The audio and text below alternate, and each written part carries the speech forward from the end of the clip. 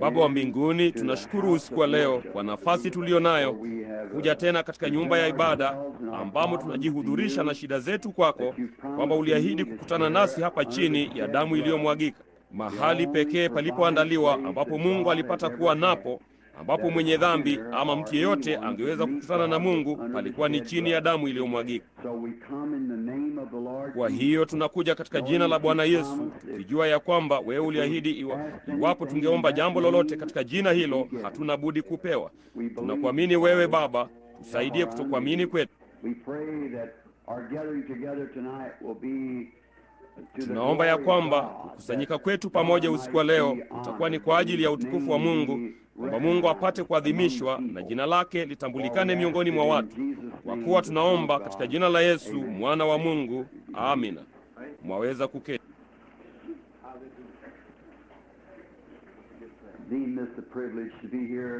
Ninahesabu haya kwani majaliwa kuwa hapa tena usiku wa leo na kuliona kundi hili zuri la watu waliokusanyika hapa nje. Ninaamini walisema yalikuwa ni maonyesho ya mifugo. Nimefanya mikutano takribani sehemu za kila aina kote ulimwenguni. Ninakumbuka kule California nimekuwa na mikutano miwili ama mitatu kwenye ikulu ya ng'ombe wanavyopaita, na kutoka maeneo yenye ukubwa mbalimbali, chumba chenye nafasi ndogo inayotosha watu 5 ama 6 hadi kufikia vema. Kusanyiko kubwa sana tulilopata kuwa nalo kwa wakati mmoja ilikuwa ni huko Bombay, 500,000 kwenye kusanyiko moja. Lakini huko Bombay, jambo muhimu, Bwana wetu aliwaokoa watu wengi. Iwapo tungeweza tu kuyafanya makanisa yawe na ushirikiano, wangeliwachukua hao Wahindu na kadhalika. Na hao walikuwa kwa kweli ni tunaowaita wasioamini. Chochote kisichomwamini Bwana Yesu Kristo tunamuita huyo asiyeamini. Na kulikuwa na maelfu dhahiri waliomkubali Kristo, bali ungeweza kamwe tusingeweza kuwafikia. Halafu huko Durban, Afrika Kusini, tulihesabu kule hao watu 30,000 kwenye wito mmoja wa madhabahuni alasiri moja, ambapo kesho yake Mayor Sidney Smith wa Durban akiwa na kama hayo malori makubwa 7 ama 8 ya Kiingereza yamejaa mpaka juu, mikongojo iliyochakaa na kadhalika, ambayo watu hao walikuwa wametembelea kwa mamia ya maili ama waliwaleta kwa majuma kadhaa wakija kupitia misituni kwenye machela. Yalikuwa yote yamejaa hayo. Meya alinipigia simu kasema, nenda kwenye dirisha lako linaloelekea kwenye bahari ya Hindi huko nje hotelini. Kasema, nawe utaona jambo ambalo hujawahi kuliona. Na hapa yalikuwapo hayo malori makubwa yamejaa tele, ambayo tungeita mikongojo na machela na kadhalika, wabebea wapendwa wao kutoka misituni. Na watu waliokuwa wamebebwa nayo siku iliyotangulia walikuwa wakitembea nyuma ya lori wakiimba amini tu katika lugha yao ya kienyeji. Ilikuwa kweli ni onyesho la kuvutia sana kuona jambo hilo. Na kati yao kulikuwa na madaktari. Wengi wao walichunguza visa hivyo kuhakikisha ya kwamba vilikuwa ni vya kweli. Hatutaki kuandika chochote ama kuchapisha chochote isipokuwa kiwe kinaweza kuthibitishwa kwamba ni kweli. Hakina budi kuthibitishwa. Hivi punde nimepata barua kutoka kwa muda mfupi uliopita, nimekumbuka tu sasa hivi, ni daktari maalum anayejulikana sana Indiana. Yeye ni Mkatoliki kwa imani na mwanawe ni kasisi kwenye nyumba ya utawa ya Mtakatifu Maynard huko Jasper, Indiana. Huyu alikuwa ni Daktari C. Ackerman. Nami ilitokea kwamba nilikutana naye kwenye ziara ya kuwinda wakati mmoja. Naye alikuwa amewinda kwa muda wa miaka 11 apate kulungu. Alishindwa kumpata mmoja. Na usiku huo tuliketi mpaka karibu saa 8 tukizungumza habari za Bwana. Nilisikia daktari huyo alikuwa huko juu kambini. Kwa hiyo wakati nilipofika huko nilikuwa nikitarajia kukutana na mtu mwenye majivuno na asiyejali. Lakini nilikutana na mtu mzuri sana, mchangamfu. Alikuja akasema, wewe ni ndugu Branham? Nikasema, naam bwana, ni mimi. Naye akanipa mkono akasema, mimi ni Daktari Ackerman. Nikasema, vema, hakika nina furaha kukufahamu. Tukaanza kuzungumza habari za Mungu na kuhusu ambavyo kama yeye alikuwa ni Mungu, hana budi kubaki kuwa Mungu, vinginevyo hajawahi kuwa Mungu.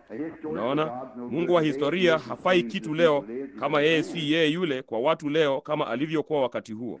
Kwa hiyo yapata kama saa 9 sisi kiongozi alituamsha, na nilikuwa nikiongoza pia. Kwa hiyo tulikuwa tunaanza safari kuwapeleka watu wetu sehemu mbalimbali ambako tungewaongoza njia. Tulipokuwa tukishuka kwenda zetu, Daktari Ackerman alikabidhiwa kwangu.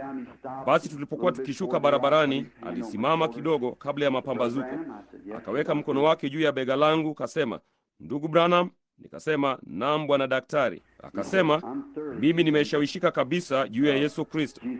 Akasema, "Nina mvulana, unajua yeye ni kasisi hapa kwenye nyumba ya watawa." Na nikasema, "Ndiyo bwana." Akasema, "Mimi ni Mkatoliki kwa imani, nadhani ni kanisa hilo binafsi." Akasema, "Vema, ninaamini kama yeye alipata kuwa Mungu, yeye ni Mungu wa watu wote." Nikasema, "Hiyo ni kweli kabisa, yeye aliumba watu wote, kwa damu moja aliyafanya mataifa yote." Naye akasema, "Naam bwana, ninaamini hilo." Akasema, "Nimesoma vitabu vyako." Akasema, "Ninakuambia jambo hili kisiri. Ninaamini kama utamuomba Mungu anipe kulungu leo, nitampata." Akasema, "Nimewawinda kwa muda wa miaka 11, nimenaswa kwenye dhoruba za theluji." Nikasema, "Nitamuomba Bwana akupe mmoja ya daktari. Hivyo tu ndivyo ninavyoweza kufanya."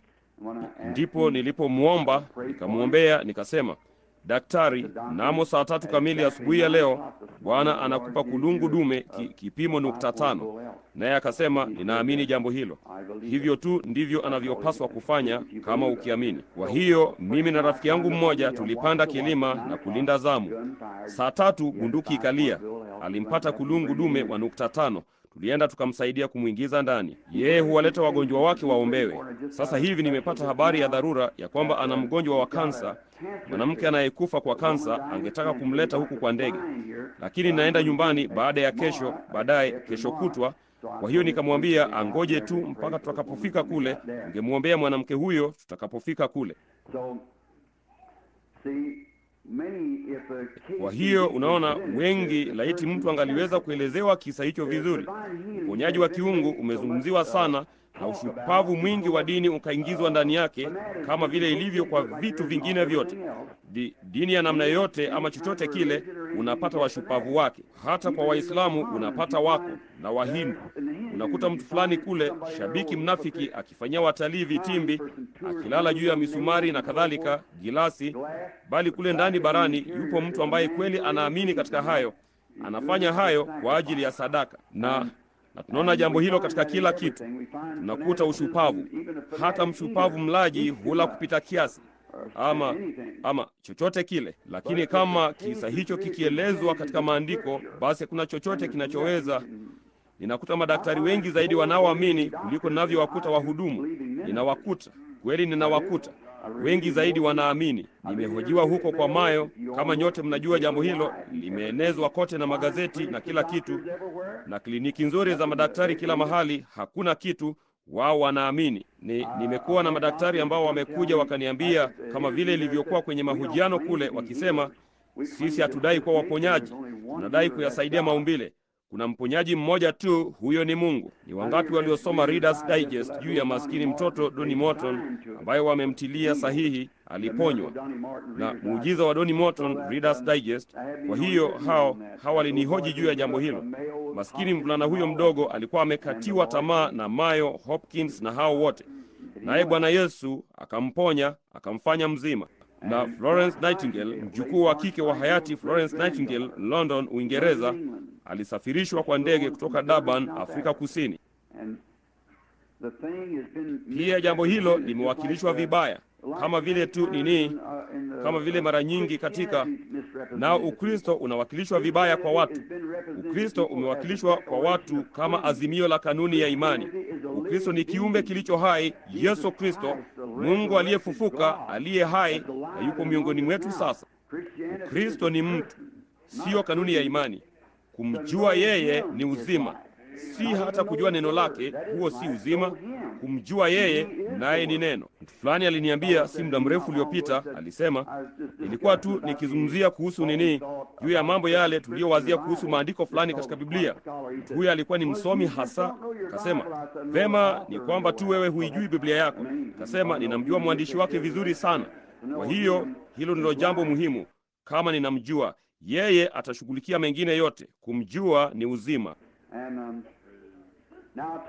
Na sasa kesho asubuhi humu jengoni Hapo mtu wangu wa uhusiano wa jamii, Daktari Lee Vail, yuko hapa. Ukiwa na maswali moyoni mwako, njoo, atayajibu. Atafanya chochote awezacho kuwasaidia. Daktari Vail yupo hapa. Ninaamini yuko mahali fulani nyuma ya jengo sasa. Msomi hodari sana na ni mtu aliyefunzwa vizuri sana kwa ajili ya kazi hiyo. Kwa hiyo kama mtu yeyote ana swali ama chochote kile, na badala ya kujaribu tu kuliuliza sasa katika mkutano wa watu wote kama huu, mbona muone Daktari Vail. Atafurahia kuzungumzia juu ya jambo lolote ambalo ungetaka kuzungumza naye. Na pia ana ibada hapa asubuhi, nasi tungefurahia kukutana na watu hapa. Na kisha Jumapili asubuhi itakuwa ni shule ya Jumapili kote mjini. Hatujaribu kuchukua Jumapili asubuhi ama Jumapili alasiri kwenye ukumbi huu wa mikutano hapa, kwa sababu si sawa. Mnaona makanisa wajibu wenu ni huko kanisani mwenu. Na wakati kanisa linapokuwa na ibada, huko ndiko kunapaswa kuwa mahali penu. Nasi hatutaki mtu yeyote aje huku wakati ukiwa na mahali pako pa kuhudhuria.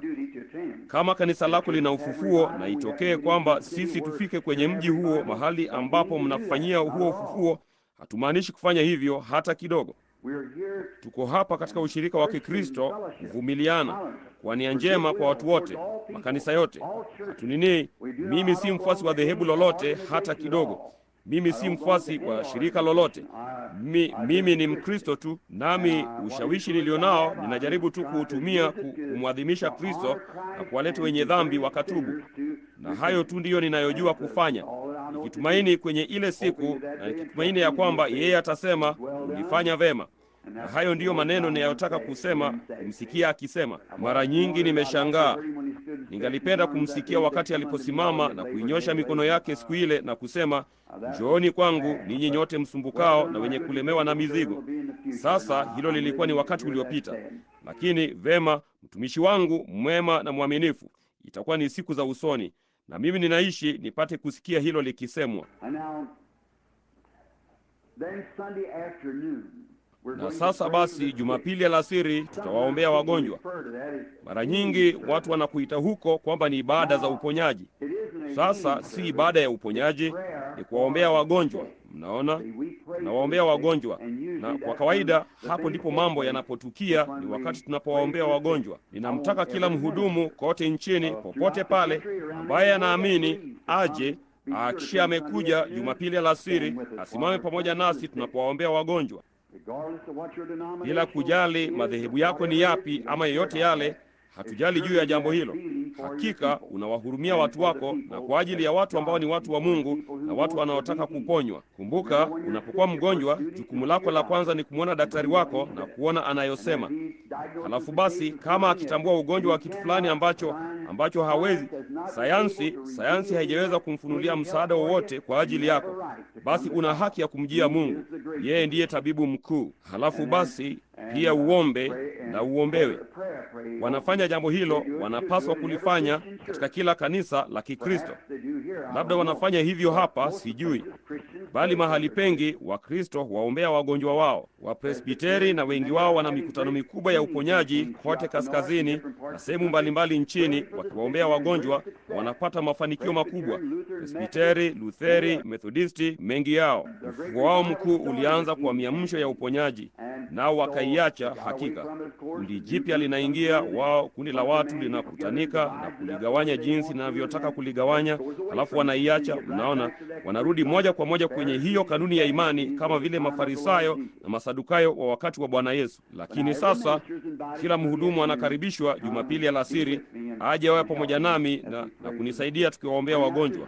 Waleteni wagonjwa wenu na wanaoteseka. Sasa tunajaribu kuwafanya watu watafute wenye dhambi wasiomjua Bwana wetu, wasiomtambua ya kwamba yeye hajafa.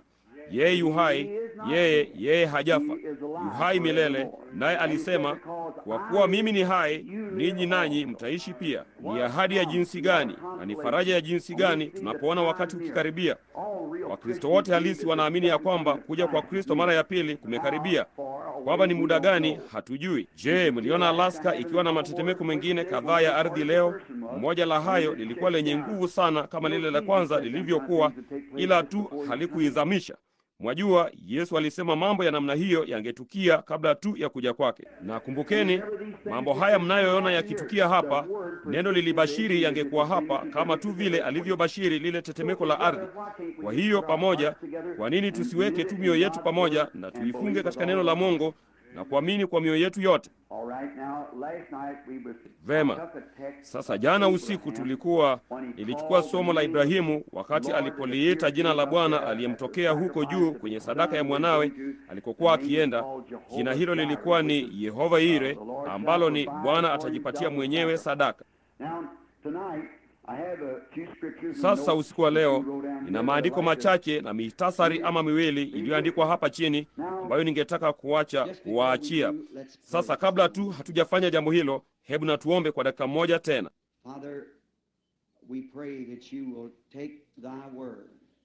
Baba, tunaomba ya kwamba wewe utachukua neno lako. Neno lako ni kweli. Nayo Biblia ilisema, Yesu akizungumza alisema, neno ni mbegu ambayo mpanzi alipanda.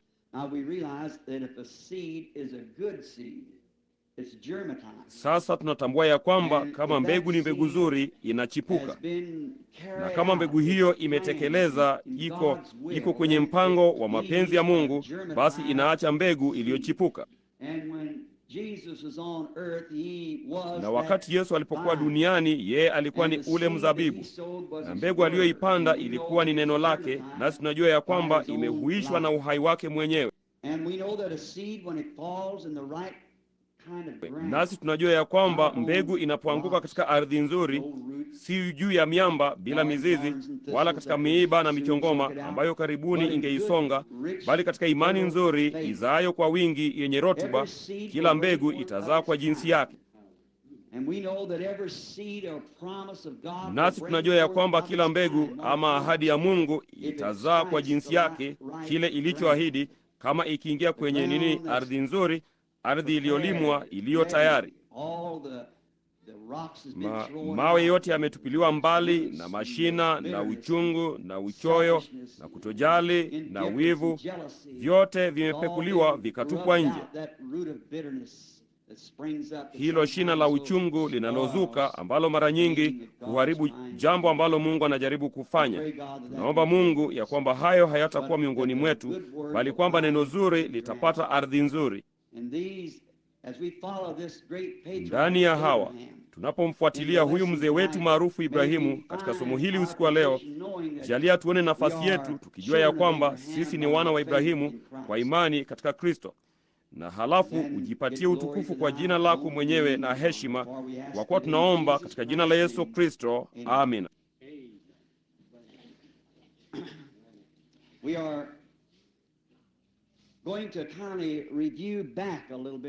Kwa namna fulani tutarejea nyuma kidogo usiku huu kwa lile somo la yale tuliyokuwa tukizungumzia jana jioni. Hiyo ilikuwa kwamba tulimwona Ibrahimu akianza katika Mwanzo mlango wa 12. Kwa kweli jina lake lilitamkwa katika mlango wa 11 wakati baba yake aliposhuka akaja kutoka Babeli, nao wakaishi katika Uru na hii nchi ya Wakaldayo. Na ndipo tunaona ya kwamba pia ya kwamba Mungu alimwita Ibrahimu mtu wa kawaida tu aliyeitwa Abramu. Hakuwa Ibrahimu bado. Na Sara hakuwa Sara bado. Kwa hiyo tunaona Sarai na Sara yalikuwa majina mawili tofauti, na Abramu na Ibrahimu yalikuwa ni majina mawili tofauti. Sasa tunaona ya kwamba katika jambo hili tulimleta jana usiku mpaka kwenye kuthibitishwa, ambapo Mungu alimthibitishia lile agano, jinsi ambavyo angemthibitishia Ibrahimu ya kwamba atatimiza ahadi yake. Hilo linapatikana katika mlango huu wa 15 wa Mwanzo, jinsi ambavyo naye Ibrahimu aliitwa wakati wa jioni kumwangusha, kumchinja ndama ama mtamba na mbuzi jike na kondoo dume.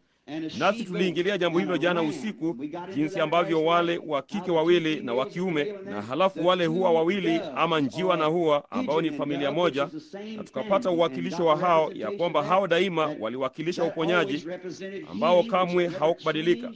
Uponyaji daima umekuwa ni kwa imani, lakini ule upatanisho hakika uligawanywa toka kwenye uhai wa mnyama ukaingizwa katika uhai wa mwanadamu. Sasa katika Agano la Kale, wakati mwabudu alipokuja na damu, Mungu kukutana tu na watu chini ya damu iliyomwagika, mahali pekee alipowahi ama atakapowahi kukutana nao. Kamwe hatakutana nawe pamoja na kanuni yako ya imani, hatakutana na wewe kamwe na elimu yako, atakutana nawe chini ya damu.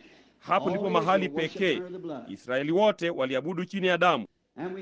Na tunaona pale basi pia ya kwamba tulikuta nini huko nyuma katika historia ya vile jinsi ambavyo agano lilivyofanywa na watu, na tunaona katika mfano wa watu wa mashariki na njia mbalimbali wafanyavyo agano, na jinsi tunavyofanya siku hizi kwa kupeana mikono na kadhalika, na kusema nitie muhuri. Na Wajapani wanarushiana chumvi kwa ajili ya agano na kusafiri kote ulimwenguni, na unakuta ulimwengu karibu wote ungali katika hali ile ile uliokuwa nayo huko nyuma katika siku hizo, hasa sana katika nchi za mashariki ya mbali na katika mashariki. Biblia yako inakuwa kitabu kipya kama ukiwahi kwenda huko mashariki. Kamwe huta nini huko Yerusalemu, Palestina, huko nyuma huta nini. Biblia imeandikwa katika nini. Sisi ni Waingereza huku na watu wa magharibi tukijaribu kuelewa kitabu cha Kiingereza, kwa hiyo ni jambo gumu sana.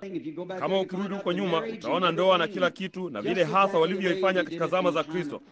Mambo mengi kule hayajabadilika hata kidogo katika utamaduni wao na njia zao. Na sasa sisi katika jambo hili tunaona ya kwamba wakati walipofanya agano hili katika siku hizo, walilichora kwenye kipande cha ngozi ya kondoo ama ngozi, na kisha wakamchinja mnyama na wakasimama katikati ya vipande hivyo, nao wakampasua. Hili ni agano lao, ama katika vipande viwili maneno yao, wakampasua vipande viwili namna hiyo. Na wakati vilipoumanishwa hivi, vilipaswa kuumana vivyo hivyo kabisa. Ilibidi vikutanishwe kipande kwa kipande hivi kwamba havingeweza kunakiliwa.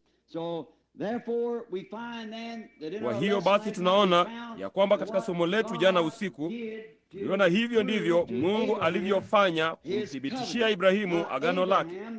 Sasa Ibrahimu, ahadi ilifanywa kwa Ibrahimu na uzao wake baada yake, si kwa Ibrahimu peke yake bali uzao wake. Sasa ule uzao wa kawaida wa Ibrahimu ulikuwa ni Isaka, bali uzao wa kiroho wa imani ya Ibrahimu ulikuwa ni Kristo. Si kupitia kwa Isaka ambapo ulimwengu wote ulibarikiwa, bali kupitia kwa Kristo uzao wa kifalme ulimwengu wote ulibarikiwa, kwa maana alikufa kwa ajili ya watu wote, mataifa yote na watu wote. Sasa tunaona katika jambo hili pia, katika agano hili, ya kwamba yeye alionyesha pale yale angefanya, jinsi ambavyo Mungu angempasua Kristo Yesu vipande viwili, na mwili huo ulifufuliwa na unaketi kwenye mkono wa kuume wa Mungu na ukuu huko juu, naye Roho wa Kristo akashushwa juu ya nchi. Sasa kama tungalikuwa na wakati, ungeweza kuthibitisha jambo hilo.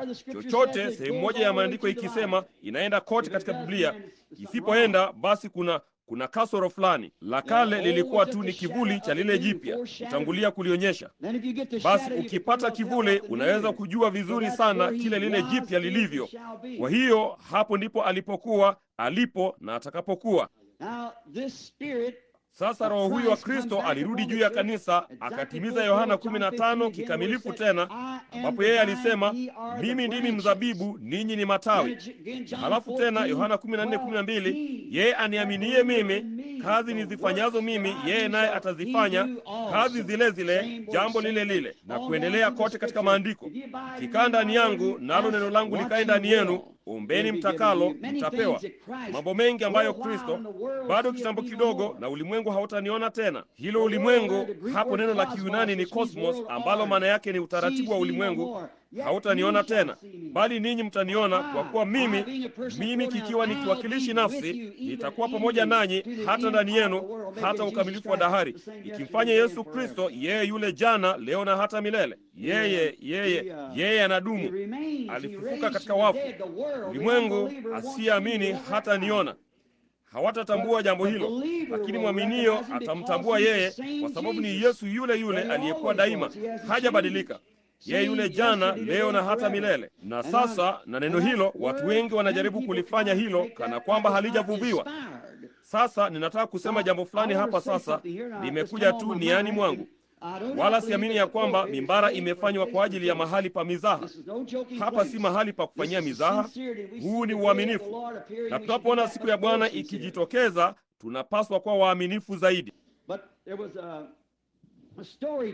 Lakini kuna hadithi niliyopata kusimuliwa muda fulani uliopita juu ya jamaa mdogo ambaye Hii ilikuwa ni huko Boston, naye akaondoka. Alikuwa na mama mzuri kwanza kuianza hiyo hadithi, naye mama huyo kwa kweli alijua huyo mvulana wake alikuwa na wito maishani mwake kumtumikia Bwana, na hiyo ingemsaidia mama yeyote. Inapaswa kumsaidia mama yeyote halisi kujua ya kwamba mtoto wake wa kiume, ya kwamba Mungu amewatunukia mtoto ambaye ataihubiri Injili. Hiyo inapaswa kuwa ni rasilimali kwa maisha ya mama yeyote. Na kwa hiyo maskini mama huyo akijaribu kufanya yote angaliweza, alimpeleka shuleni, halafu seminari akapate BA yake. Na kwa hiyo wakati alipokuwa ameondoka, mama huyo aliugua sana. Na basi huyo mama, kama vile ambavyo Mkristo yeyote angefanya, walimuita daktari. Naye daktari alikuwa na nimonia maradufu. Naye daktari alijaribu yote aliyoweza kumfanyia kuidhibiti hiyo nimonia, wala haikufaa chochote. Alikuwa amempa dawa za salfa, penisilini na kadhalika ili kuua vijidudu hivyo, nayo haikufanikiwa. Mama huyo alizidi kuwa na hali mbaya zaidi wakati wote. Kwa hiyo akamtumia taarifa mwanawe ambaye alikuwa mbali huko Asbury, Kentucky, kwenye chuo cha Wilmore kuja kumwona, kwa sababu alikuwa anaenda kuaga dunia. Na ndipo kesho yake asubuhi, wakati mvulana huyo alipokuwa akitayarisha kuondoka, walipata barua ya simu: mama yako hajambo sana, ngojea uitwe tena. Yapata mwaka mmoja baadaye, mwanamke huyo alikuwa na majaliwa ya kumwona mwanawe. Alirudi nyumbani kwa likizo, na ulikuwa ni muda wake wa kutoka shuleni mwake. Ndipo akasema, mama, nilisikia ya kwamba ulipona, baada ya wao kuwa na wakati mfupi wa ushirika kama vile ambavyo mwana na mamaye wangefanya. Kasema, kamwe sikuelewa kabisa ni dawa gani hasa huyo daktari alibadilisha kufanya hali yako kubadilika upesi hivyo. Naye akasema, mwanangu, sivyo ilivyokuwa. Akasema, je, unajua mahali ile misheni ndogo ilipo hapa chini mtaani, hao watu kule chini ambao? Kasema, ndiyo, ninaikumbuka hiyo. Kasema, kuna mama mmoja aliyesema ya kwamba alijisikia akiongozwa kuja hapa na kuniomba kama mchungaji angeweza kuja na kuniombea.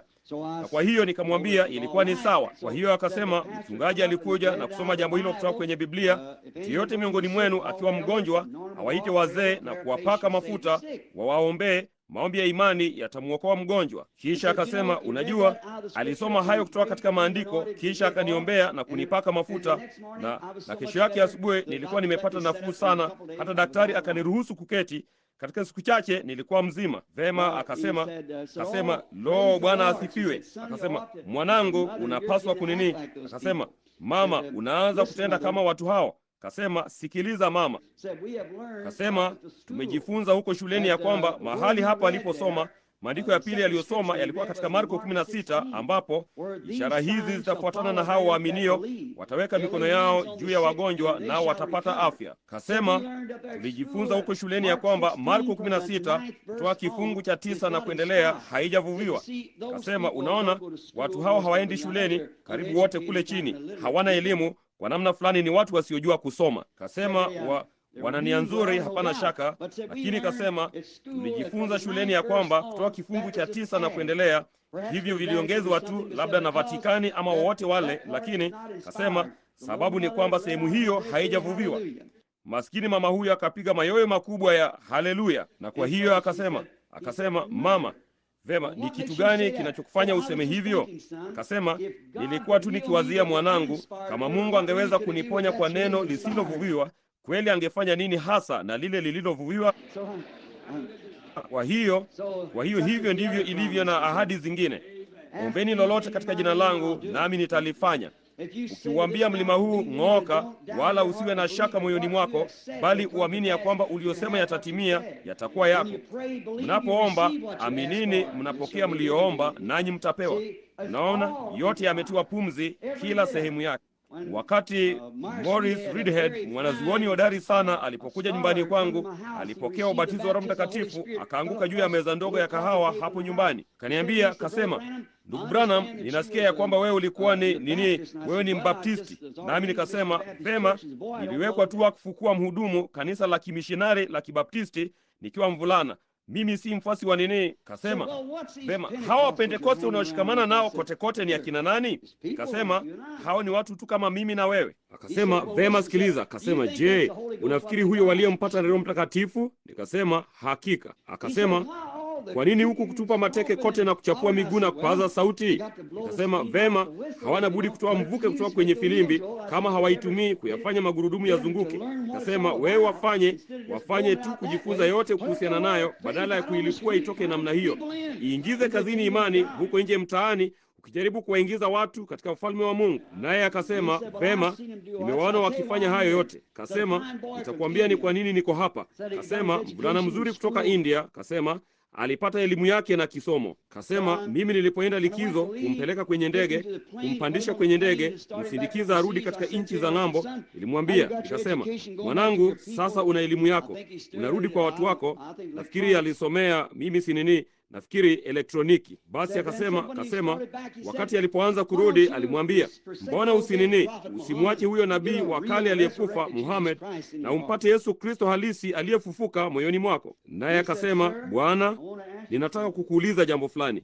Sasa kumbukeni, hii ni kutoka moja ya shule kubwa sana za Biblia, shule za kimsingi.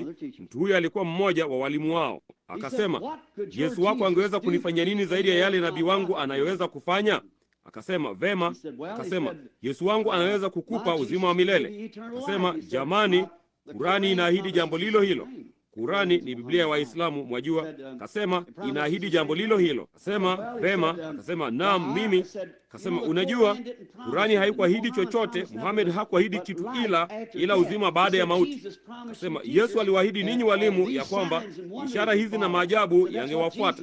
Akasema, hivyo ndivyo Yesu alivyosema. Naye akasema, tunangojea kuona jambo hilo likifanywa, waona nyinyi walimu mkifanya jambo hilo, wazia jambo hilo. Akaniambia papo hapo, akasema, nilitambua sikuwa nimekutana na mvulana wa kupiga dharuba moja, na ninamjua mtu aliyejua aliyokuwa akinena habari zake. Huenda alichonganisha, lakini hiyo ndiyo njia nzuri ya kufanya jambo hilo, kuachilia adui ya kurukia wakati mmoja namna hiyo, halafu mtu hujui uende wapi. Unaona? Kwa hiyo, na akasema, nilitambua basi huyo hakuwa mvulana wa kupiga dharuba moja. Naye akasema, vema, sasa angalia hapa, Yesu amefufuka katika wafu. Akasema, eti amefufuka? Akasema, mmekuwa na miaka 2000 ya kuthibitisha jambo hilo, na angalau thuluthi 2 za dunia hazijasikia habari zake kamwe. Sasa ninyi watu mna shida gani? Akasema, hebu Muhammad na afufuke katika wafu, na ulimwengu mzima utajua jambo hilo katika masaa 24. Na hiyo ni kweli. Unaona, wana farasi anayesimama kaburini pake. Nimemwona pale, wanabadilishana walinzi kila kama baada ya saa 4 bado wakimtarajia kufufuka. Pale katika mfano, akija juu ya farasi mweupe, mnaona, apate kuuteka ulimwengu. Na kwa hiyo akasema, hebu na afufuke katika wafu, na ulimwengu wote utajua habari hizo. Akasema, vema, Yesu alifufuka katika wafu. Akasema, nabii wenu yuko kaburini. Akasema, unajuaje alifufuka katika wafu? Mwalimu akasema, yeye yuko moyoni mwangu. Akasema, Muhammad yuko moyoni mwangu pia, Bwana. Akasema, lakini na furaha na amani. Akasema, Bwana, Uislamu unaweza kusababisha saikolojia kadri Ukristo unavyoweza, na wao hufanya hivyo. Unapaswa kuwasikia wakipaza sauti na kupiga mayowe. Hiyo ni kweli, hudhihirisha saikolojia vile vile kadri ambavyo Ukristo uwezavyo. Akasema, vema, unamaanisha nini wakati uliposema ya kwamba Yesu aliwaahidi mambo haya yote? Akasema, nafikiri unarejea kwenye Marko 16. Akasema, ndiyo, hiyo ni mojawapo. Si hapo tu, bali hiyo ni mojawapo. Yesu alisema maneno ya mwisho aliyoliambia kanisa lake, enendeni ulimwenguni kote, unaona, mkaihubiri Injili, na ishara hizi zitafuatana na aaminie. Mbali gani? Ulimwenguni kote, kwa kila kiumbe. Wakiweka mikono yao juu ya wagonjwa watapata afya. Maneno ya mwisho aliyosema kulingana na maandiko yenu. Akasema, vema, unaona. Akasema, hiyo ni nini tu? Akasema, unaona, sehemu hiyo haijatiwa pumzi. Akasema, yeye kweli hakumaanisha jambo hilo. Hilo halikuwa. Akasema, ati haijavuviwa? Akasema, mnasoma kitabu cha aina gani? Akasema, Kurani nzima imevuviwa. Ni kushindwa kwa udhaifu wa theolojia ya kujibunia ambayo haina roho wa kusimama na kukabiliana na jambo hilo. Kama vile wale wana wa Kiebrania walivyosema, Mungu wetu anaweza kutuokoa kutoka kwenye tanuru ile la moto. Lakini hata hivyo, hatutaisujudu sanamu hii. Tunahitaji watu wenye ujasiri, watu ambao wamemwamini Mungu daima, wamekuwa wajasiri na kuamini katika mambo ya kimbinguni, watu wanaomwamini Mungu. Bwana Reedhead akasema, nilipiga mguu sakafuni, ndugu Branham, nikakung'uta mavumbi namna hiyo, wala nisingeweza kumjibu mtu huyo. Akasema, nilikusudia moyoni mwangu kuja kukuona baada ya hayo, na nikuulize maana ya haya yote. Kisha akasema, mimi hapa. Akasema, kama Roho Mtakatifu. Akasema, ndugu Branham, mama yangu alinipeleka shuleni. Kisha akasema, mimi nilipopata BA yangu nilifikiri hivyo ndivyo hasa. Nikasema, ninajua unalomaanisha. Akasema, ndipo siku moja nikapata BA yangu, nikafikiri papo hapo nitampata Kristo. Hakuwapo wakati nilipopata digrii yangu ya udaktari. Akasema, nina digrii za kutosha, digrii za heshima za kutosha kukandika kuta zako. Basi Kristo yuko wapi katika haya yote? Nikasema, mimi ni nani kusema ya kwamba hao walimu wamekosea? Lakini hilo silo tunalonena habari zake. Ni ule utu Kristo ambaye huna budi kumjua. Sasa mtu huyo anafanya miamsho mikubwa kila mahali.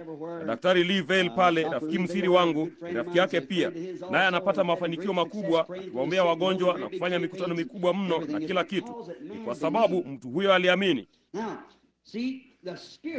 Sasa unaona, Roho aliyekuwa ndani ya Kristo, ule mwele, Yesu ambaye alikuwa ni Mungu, Immanueli, Roho Mtakatifu, Mungu alishuka katika Kristo, naye akafanyika Mungu pamoja nasi. Halafu yeye alikuwa atukomboe, damu yake ilimwagika. Sasa katika Agano la Kale, wakati mwabudu alipokuja na kuweka mikono yake juu ya dhabihu yake na akakata kola, kuhani alilikata ama alitoa dhabihu. Mwabuduo aliishika dhabihu kwa mikono yake na kuhisi nini? Kuchinjwa, na maskini mwanakondoo huyo akifa, maskini sufu yake ikilowa kwa damu yake kote kwenye mikono ya mwaminio na kadhalika, imetekwa kwenye sinia ipate kuchomwa pale juu ya madhabahu. Mwaminio alitambua ya kwamba alipaswa awe ndiye anayekufa kwa ajili ya dhambi hiyo, bali mwanakondoo alikuwa anakufa mahali pake. Sasa lakini uhai uliokuwa katika damu hiyo usingeweza kumrudia mwabuduo, kwa sababu ilikuwa ni damu ya mnyama ambaye hana nafsi. Lakini kwa hiyo kulikuwa na kumbukumbu la dhambi daima.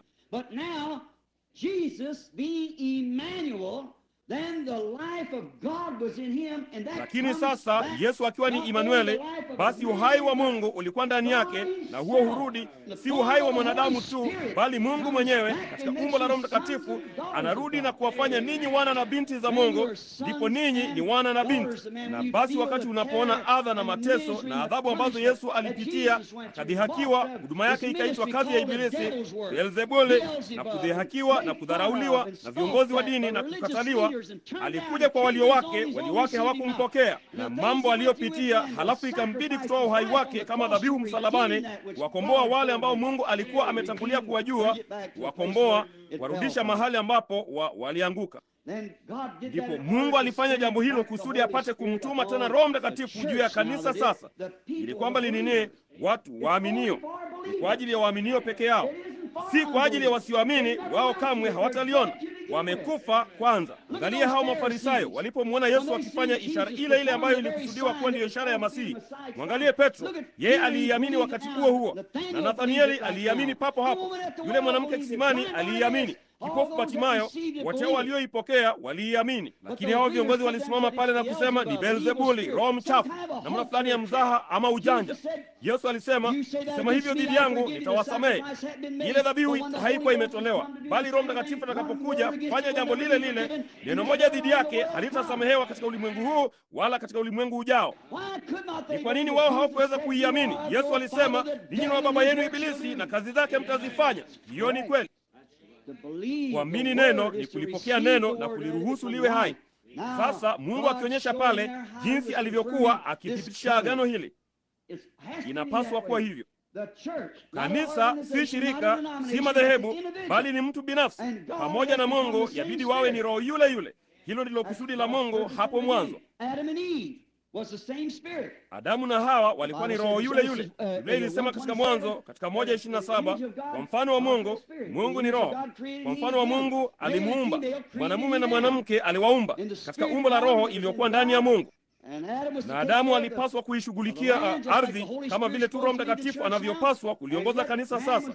Na hata hivyo, mtu hakuwa katika mwele, naye alikuwa vyote viwili, wa kiume na pia alikuwa wa kike, kwa sababu ni roho yule yule. Ndipo Mungu akamuumba mtu toka kwenye mavumbi ya ardhi na kumfanya katika umbo la mnyama, ambapo sisi sasa ni mnyama. Tunajua sisi ni mamalia, na hao ni wanyama wenye damu yenye joto, nasi tuko katika mfano huo wa uhai wa mnyama.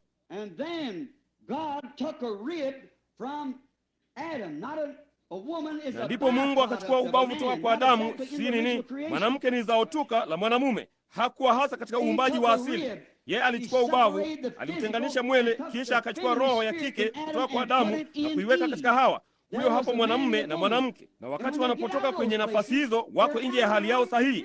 Kuna upotovu mahali fulani. Wakati mwanamke anapotaka kuwa wa kiume ama mwanamume anataka kufanya kama wa kike, kuna kasoro fulani mahali fulani. Wako nje ya hali yao halisi. Naona hilo katika Rebeka na Isaka wakiwa ni wa ukoo mmoja, damu yao. Unaona, lakini sasa hilo lilikuwa ni kufananisha uzao wa kawaida wa Israeli. Lakini kwa imani Kristo alijitokeza jukwani, ambapo si katika mambo ya kawaida. Kama vile ishara ilivyokuwa ile damu kwenye muhimu wa mlango kule chini Misri. Haidhuru walitahiriwaje, walikuwa na agano jinsi gani, ile ishara ilipaswa kuonyeshwa, la sivyo lile agano lilibatilishwa. Hakika mtakapoiona damu itapita juu yenu. Sasa ile ishara siyo damu, ni ule uhai uliokuwa katika hiyo damu, Roho Mtakatifu. Na hiyo ni, sijali wewe ni wa kidini jinsi gani, isipokuwa uwe umempokea Roho Mtakatifu utaangamia. Hiyo ndiyo njia pekee. Hakuna andiko lingine la kufanya lolote ila hilo tu. Simhuzunishe Roho Mtakatifu wa Mungu, ambaye kwa yeye mmetiwa muhuri hata siku ya ukombozi wenu. Waefeso 4:30. Angalia sasa, tunarudi. Na hiyo inaonyesha ya kwamba Adamu na Hawa walikuwa ni mmoja kwanza. Mume na mke wangali wanapaswa kuwa ni mmoja.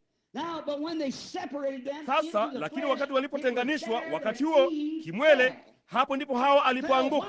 Akaanguka kwa nini? Kwa kutokuamini neno. Kila sehemu yake. Watu wengine wanaweza kuchukua sehemu moja ya neno, bali si zingine zote. Inabidi lote liwepo. Unaona? Yeye alitilia shaka tu sehemu yake moja. Na kama magonjwa haya yote na shida ambazo tumekuwa nazo sasa zilitokana na mwanamke mmoja kutilia shaka sehemu yake moja, tutarudishwaje chochote pungufu ya kuliamini lote na kulikubali lote? Hiyo ilikuwa ni nia yao. Walikingwa na neno hilo. Walipotenganishwa katika mwili, walianguka. Mwanamke alianguka kwa neno. Yeye, angalia, alitafuta kitu gani? Hakika watu wengi sana siku hizi wanatamani njia bora zaidi ya kimtindo, njia rahisi. Hawataki kukabiliana na kitu kilichowekwa mbele zao. Wakifanya hivyo, wanafukuzwa katika dhehebu lao, wanatengwa, hawajaliwi. Hivi amjue ya kwamba watu wote watawanenea vibaya kwa uongo kwa ajili yangu. Furahini na kushangilia sana, kwa kuwa thawabu yenu ni kubwa mbinguni, kwa maana ndivyo walivyowaudhi manabii waliokuwa kabla yenu. Na wote wapendao kuishi maisha ya utauwa katika Kristo Yesu wataudhiwa. Sasa tunamtaka aseme nini tena? Tungesema maelfu ya maneno, maandiko yanayohusu jambo hilo yangetoka Mwanzo mpaka Ufunuo. Ni kwamba chochote tulicho nacho siku hizi kilianza katika Mwanzo. Ndio mlango wa mbegu. Kutokuamini kote na kila kitu kilianza papa hapa. Kanisa lilianza pale pale. Kila kitu kilianza pale. Ni kama mizabibu miwili ikikua na mmoja ukiiga huo mwingine, na ukikua mpaka karibu unafanana. Ni kama Moabu na Musa pia. Hawa hapo Israeli wanakuja, wachache, hawana madhehebu, si taifa hata. Nao walikuwa na dhabihu ile ile hapa katika Moabu, dhehebu zuri, wakuu wao wote walitoka na kutoa dhabihu ile ile. Wakijaribu kunini, askofu wao kule Balaamu alishuka akaja kulaani kile Mungu alichobariki. Waliwaza, watu hao mahaini, hata hawana kanisa la nyumbani, tuseme ni wazururaji tu. Naye akasema, bali walishindwa kusikia kule kupaza sauti kwa mfalme kambini. Alishindwa kuona ule uponyaji wa kiungu ukiingia pale kwa yule nyoka, na ule mwamba uliopigwa upate kuwapa uzima, ukelele wa mfalme kambini. Yeye alishindwa kuona jambo hilo, huyo askofu kipofu. Lakini hata hivyo, kimsingi alikuwa sahihi tu kama Musa alivyokuwa. Madhabahu 7, dhabihu 7, hata alitoa dhabihu ya kondoo mume ikinena juu ya kuja kwa Kristo. Lakini Mungu hahitaji mtu yeyote kumfasiri. Yeye hujifasiria mwenyewe. Yeye huweka ahadi halafu anaitimiza, na hiyo ndiyo fasiri yake. Hakuna mtu anayepaswa kulifasiri. Mungu hamwambii mtu yeyote aifasiri. Biblia si ya kufasiriwa apendavyo mtu yeyote. Kila mtu akijaribu kusema inamaanisha hivi vile, acha Mungu ajinenee mwenyewe. Yeye ndiye anayejifasiria. Aliweka ahadi, anasimama nyuma yake, anafanya hivyo kwa waaminio. Lakini wasioamini hawapokei chochote, si kwa ajili yao. Wamekufa kwanza, hata hawakupata kuwakilishwa kamwe. Hamna kitu ndani yao, wao ni maganda yaliyokufa. Hutaki kuwa namna hiyo, jazweni na Roho. Angalia, yeye aliwatenganisha Hawa na Adamu, naye Hawa akaanguka. Adamu aliambatana naye. Sasa Adamu hakudanganywa, Hawa alidanganywa. Lakini Adamu wa kwanza alikuwa ni mwana wa Mungu pia, naye alitoka nje kwa sababu ya kumpenda Hawa, kujaribu kumrudisha, maana yeye alimpenda. Kristo alifanya jambo lile lile kumkomboa arudi. Kwenye nini? Kwenye neno. Kitu gani kilichosababisha kule kuanguka? Neno. Kutokuamini neno, neno lote. Naye Kristo alikuja apate kuwa mmoja wetu, uhai wake ndani yetu, apate kuiliendeleza neno. Hapo mwanzo kulikuwako neno, naye neno alikuwako kwa Mungu, naye neno alikuwa Mungu, naye neno alifanyika mwili akakaa kwetu.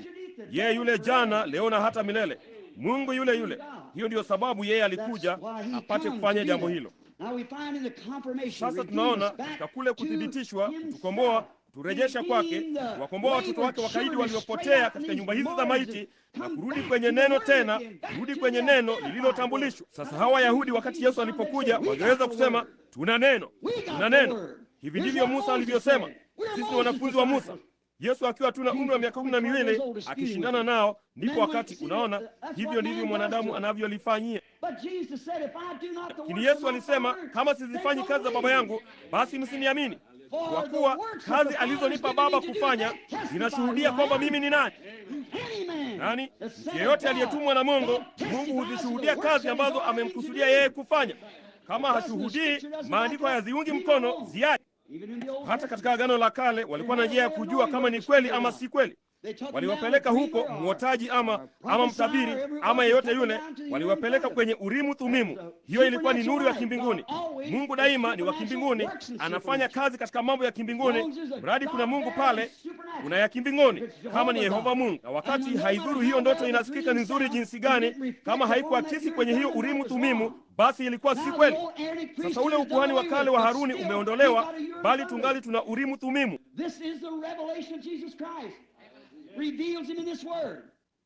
Huu ni ufunuo wa Yesu Kristo, unamfunua katika neno hili, na chochote ambacho ni kinyume cha neno hilo si Mungu, kinacholipinga. Lakini Mungu hujinenea mwenyewe, anajitambulisha mwenyewe kwa neno lake. Hapo ndipo Yesu alipomshindia Shetani. Imeandikwa.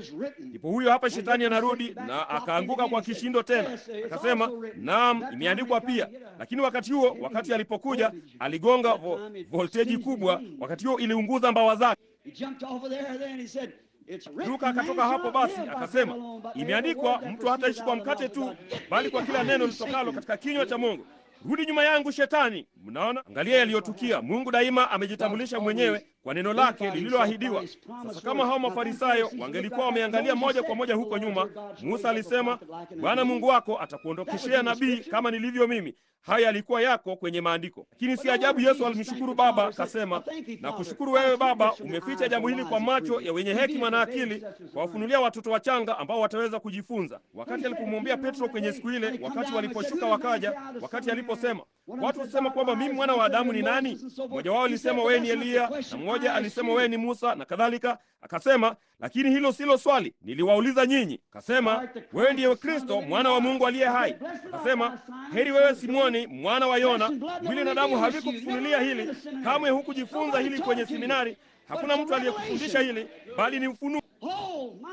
Lo, jamani, juu ya mwamba huu nitalijenga kanisa langu, na malango ya kuzimu hayawezi kulishinda. Ule ufunuo ama utambulisho wa Yesu Kristo. Akasema, kama sizitendi kazi za Baba yangu, msiniamini. Sasa hebu na tuendelee na safari. Tunamkuta sasa, hebu na tuendelee kwenye mlango wa 17. Tunapomwona hapa katika mlango wa 17 mahali alipomtokea Ibrahimu baada ya thibitisho la jambo hili, akionyesha vile atakavyofanya. Sasa kumbukeni, Roho huja juu ya, na Roho aliye kanisani, kanisa halisi, kanisa la kweli, kanisa la Mungu, watu wa Mungu. Roho aliye ndani yao yumo. Roho yeye yule yuko juu ya Kristo, pamoja na ahadi, kazi nizifanyazo mimi ninyi nanyi mtazifanya. Kumbukeni wakati mmoja katika kule kusulubishwa, kabla tu ya kusulubishwa, walimfunga tambara usoni mwake na kumpiga kichwani kwa tete. Kasema, sasa kama wewe ni mwana wa Mungu, hilo wewe ni nabii, wananiambia tabiri nabii. Wakapitishiana hiyo fimbo, tuambie ni nani aliyekupiga? Mnamwona huyo Ibilisi? Mnamwona? Akasema, nasikia kwamba wewe ni mfanya miujiza mashuhuri. Geuza mawe haya yawe mkate. Hebu nikuone ukifanya jambo hilo. Nitakuamini kama utafanya jambo hilo namna hiyo, kuyageuza mawe haya kuwa mkate. Nitaamini, nitafanya hivyo. Mtu fulani aliniambia si muda mrefu uliopita, kasema, kama unaweza kutoa mtu mmoja ambaye ameponywa pamoja na taarifa ya daktari. Kasema, lo, rehema, jamani, nyamaza.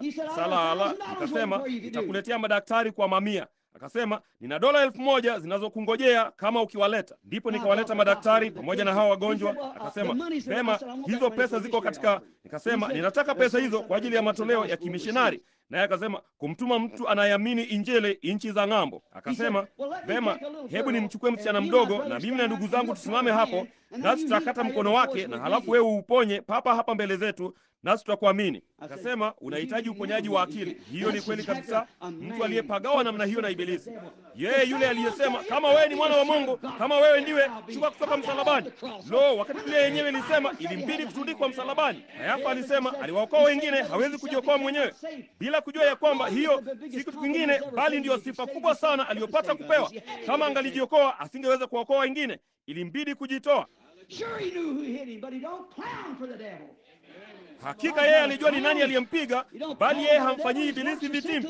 Mungu si mfurahishaji. Yeye hamfanyii Ibilisi vichekesho. Kazi zake zinatumwa kwa wale wanaoamini, si zikafanyiwe vitimbi. Angalia, yeye alimtokea hapo wakati alipokuwa na umri wa miaka 99, naye alimtokea katika jina la Mwenyezi Mungu. Jina hilo hapo katika Kiebrania ni El Shaddai. Sasa Mungu ana majina 7 ambatani ya ukombozi. Unajua jambo hilo, wala huwezi kuyatenganisha na Kristo. Huwezi kuyatenganisha. Kristo alitimiza kila moja ya majina hayo ambatani, majina ya ukombozi. Mnaamini jambo hilo? Je, mnaamini yeye ni Yehova Yire, sadaka iliyoandaliwa na Bwana? Basi vipi kuhusu Yehova Rafa? Bwana huyaponya magonjwa yako yote. Na kama hayo hayakutumiwa kwa Kristo, basi yeye hakuwa Yehova Yire. Kwa hiyo huwezi kuyatenganisha. Jambo hilo lote limefunganishwa, na hivyo ndivyo ilivyo. Yeye hawezi kuwa Yehova Rafa bila ya kuwa Yehova Yire, wala hawezi kuwa Yehova Yire bila ya kuwa Yehova Rafa. Alijeruhiwa kwa makosa yetu, kwa mapigo yake sisi tuliponywa. Hakuna ubishi juu ya hilo. Sasa tunaona hapa yeye anajitokeza katika jina la El Shaddai, Mwenyezi. Nini? Kwa kweli neno hilo, neno la Kiebrania Shad, S-H-A-D, wengine wanalitamka Shed. Shad linamaanisha ziwa, kama ziwa la mwanamke. Naye alimtokea katika jina la El Shaddai, ambalo liko katika wingi, mwenye maziwa. Mimi ni Mungu mwenye maziwa. Ibrahimu mwenye umri wa miaka 99, tembea mbele zangu, uwe mkamilifu, amini neno langu, endelea tu kuamini. Niliahidi ukiwa na miaka 75. Hili hapa imekuwa ni miaka 24 sasa tangu nilipokupa hiyo ahadi. Na ni faraja ya jinsi gani ingepaswa kuwa kwa mwanamume mzee mwenye umri wa miaka 99 na nguvu zake zote zimekwisha. Hapa Mungu anasimama mbele zake, kasema, mimi ni El Shaddai, mimi ni Mungu mwenye maziwa. Amina. Nyonya nguvu zako toka kwangu, mimi ni nguvu zako. Kama Agano Jipya na Agano la Kale, Mungu mwenye maziwa. Mimi ni Mungu mwenye maziwa, nyonya nguvu zako kutoka kwangu. Ni kama vile mtoto mchanga wakati ni mgonjwa, anasumbuka, mgonjwa, dhaifu, anaegemea kwenye ziwa la mama yake na kunyonya arejeshe nguvu zake kutoka kwa mama. Kwa maneno mengine, Ibrahimu, wewe si kitu ila ni mtoto mchanga kwangu. Umri wa miaka 99 haujawa ni muda hata kidogo maisha yake. Kumbukeni tu, Yesu alisulubishwa kama jana. Miaka 1000 duniani ni siku moja tu kwa Mungu. Unaona, ni kama tu alisulubishwa jana. Pia angalia, mimi ni El Shaddai. Wewe ni mtoto mchanga dhaifu, lakini egemea kifuani mwangu, ahadi yangu, na unyonye toka kwangu upate nguvu zako. Mimi ni Muumba niliyetundika mbingu na nchi, nikaweka nyota huko juu. Je, kuna jambo lililokuu sana kwa Mungu? Mimi ni El Shaddai, nawe ni mtoto wangu. Ingawa wewe ni dhaifu, nami ninakuachilia uwe namna hiyo, nipate tu kuona vile utakavyofanya juu ya jambo hilo. Nitatoa mfano kwa watu wajao, kusudi binadamu waliamini neno langu. Nitalitimiza. Haidhuru itagharimu nene, itachukua muda gani, nitalifanya. Nitalitimiza. El Shaddai, nyonya nguvu zako toka kwangu. Lo, unasema, laiti ningaliweza kuamini. Yeye angali ni El Shaddai. Yeye angali ni Mungu mwenye maziwa, Agano Jipya na la Kale. Nyonya tu nguvu zako toka kwake. Lo, kila kitu unachohitaji. So mchanga ni dhaifu, inabidi kunyonya nguvu zake toka kwa mama yake. Hiyo ndiyo njia pekee anayeweza kupata nguvu zake. Hiyo ndiyo njia pekee mwaminio anayeweza kupata nguvu zake, ni kuzinyonya toka kwenye neno la Mungu. Hizo ndizo nguvu zake, ahadi za Mungu kwake. Simama hapa na uliamini. Na si kwamba tu mtoto huyo mchanga anawakilishwa hapo wakati ni mgonjwa akisumbuka. Mama anaweza kumpa ziwa lake, naye anaanza kunyonya arejeshe nguvu zake. Anashiba wakati akinyonya. Hivyo ndivyo ilivyo kwa mtoto halisi wa Mungu. Haidhuru mwenye kushukwa anasemaje, lolote analoamini. Kama kweli unaamini, Yesu hawezi kusema uongo.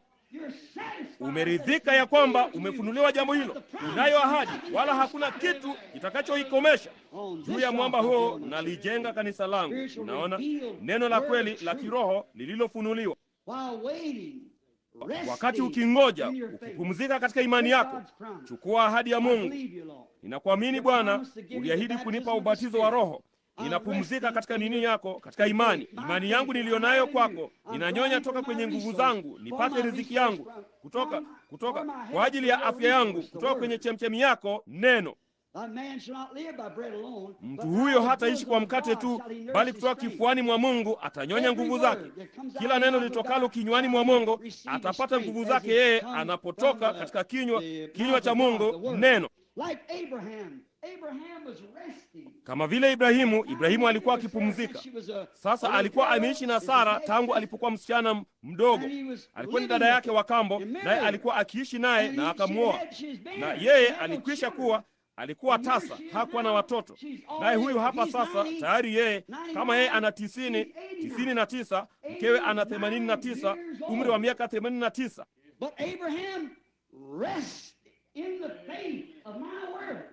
Lakini Ibrahimu pumzika katika imani ya neno langu. Nitakuahidi nitafanya jambo hilo. Mimi ni El Shaddai. Mimi ni Mungu mwenye maziwa kwa ajili ya watoto wangu wanaoamini. Kama hutaki kunyonya, vema, basi usiseme lolote juu ya jambo hilo, unaona? Lakini kama wewe ni mtoto, unanyonya, unapumzika kila ahadi. Angalia, imani halisi inatulia juu ya mwamba imara wa ahadi ya neno la Mungu. Haitikisiki. Imani halisi imetia nanga kama vile kwa nyota ya kaskazini. Nyota ya kaskazini ndiyo nguzo ya kujifunga kwayo kwa kila nahodha. Dira humwelekeza kwenye nyota hiyo ya kaskazini tu. Naye Mungu, neno, ndilo nyota ya kaskazini ya kila Mkristo. Kama umepotea, naye Roho Mtakatifu ndiye anayekuelekeza kwake. Hataelekeza kwenye kitu kingine chochote. Itikadi nyingine zote na kadhalika na Ukristo uliochanganyikana nazo, iwe ni chochote kile, ni kama ulimwengu ukisogea, unabadilisha hizo nyota. Bali hauwezi kubadilisha nyota ya kaskazini, wala hakuna chochote kinachoweza kulibadilisha neno la Mungu.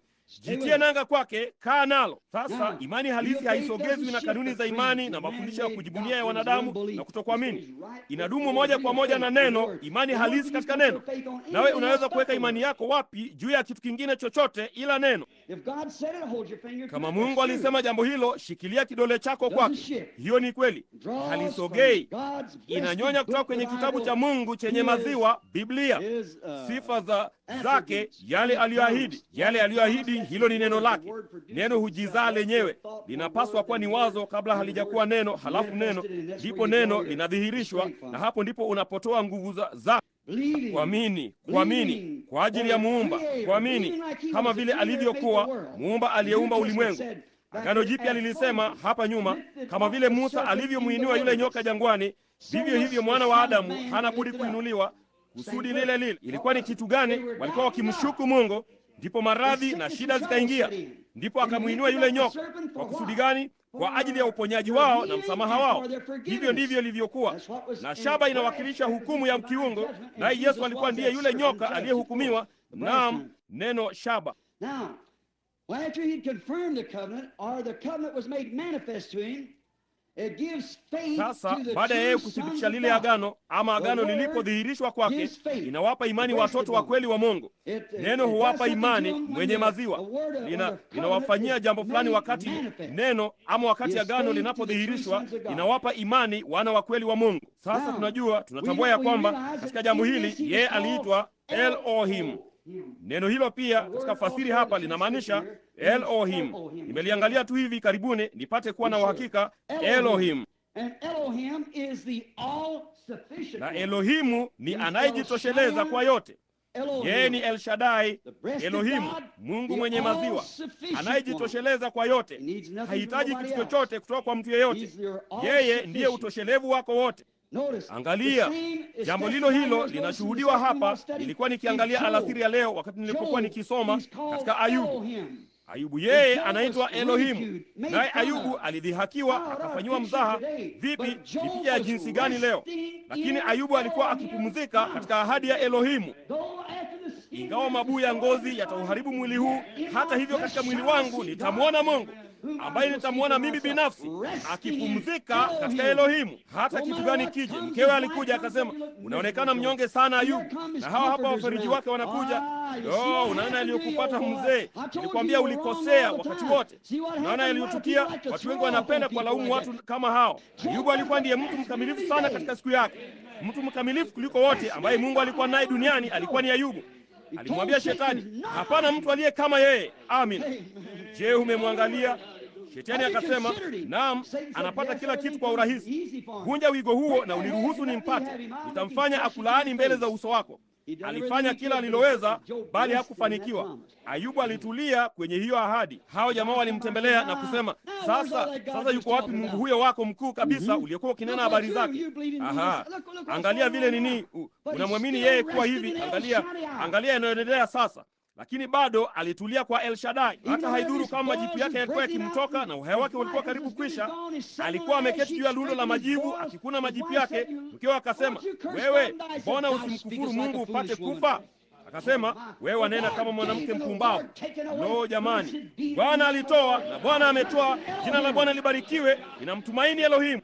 Hata akiuangamiza mwili huu, mabuu ya ngozi ya ule, hata hivyo katika mwili wangu nitamwona Mungu, ambaye nitamwona mimi binafsi. Macho yangu yatamtazama, wala si mwingine. Alifufuka katika Mathayo 27.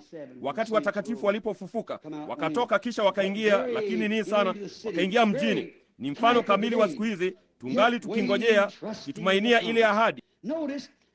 Angalia, baada ya yeye kutokea katika jina hili, jina la Mwenyezi Mungu. Sasa kanisa, sasa tunaweza tukapata fundisho dogo hapa, huenda likawasokota kidogo.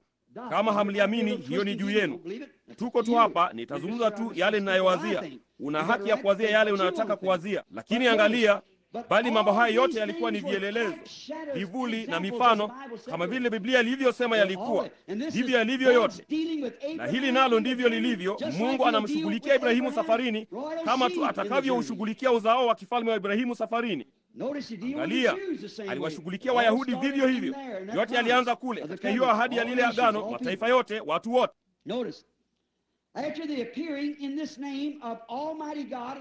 Angalia, baada ya kutokea katika jina hili la Mwenyezi Mungu, na alifunuliwa ya kwamba yeye alikuwa ndiye yule anayejitosheleza kwa yote.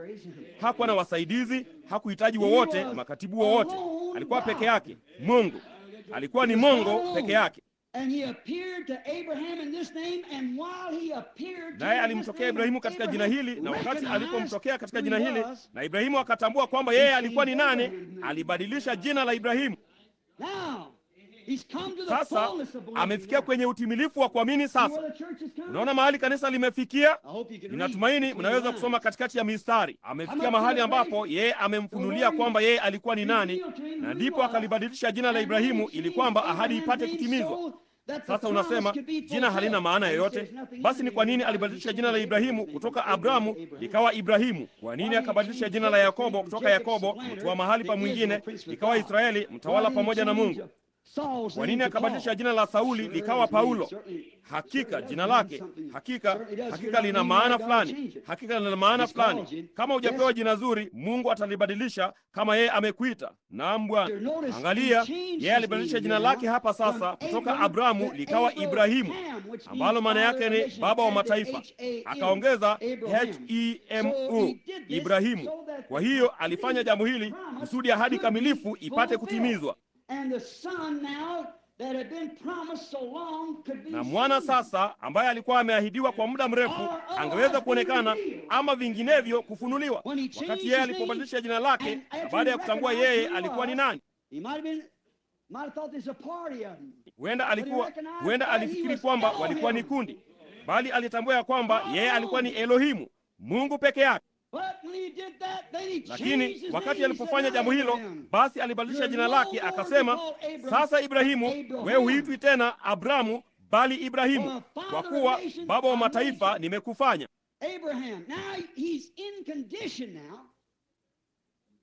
Ibrahimu sasa yeye yuko katika hali nzuri sasa. Yuko katika hali nzuri baada ya ufunuo ya kwamba yeye ni nani. Sasa yeye yuko katika hali nzuri ya kuona mwana akifunuliwa. Mwana yuko tayari kuja kufunuliwa. Oh, children of Abraham. Notice he changed his messenger. Enyi watoto wa Ibrahimu, angalia, yeye alibadilisha jina la mjumbe wake moja kwa moja katika wakati wa mwisho. Kwa nini tu alikuwa na 99, umesalia mwaka mmoja, ndipo akabadilisha jina lake kutoka Abrahamu likawa Ibrahimu. Kwa kubadilisha jina lake akaongezea HEMO, ambalo maana yake ni baba. Yeye alikuwa awe baba, baba wa ahadi, baba ahadi. Oh, if you got spiritual discernment, listen. After the revelation of his name, or who he was, he changed his name. Kama una utambuzi wa kiroho, sikiliza. Baada ya ufunuo wa jina lake kwamba yeye alikuwa ni nani, yeye alimbadilisha jina lake.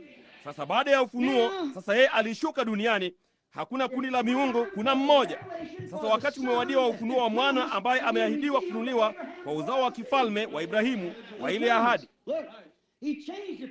Tazama, yeye alilibadilisha kutoka Wesley, Baptisti, Presbiteri, Pentekoste. Sijui kama niseme jambo hili ama nisiliseme.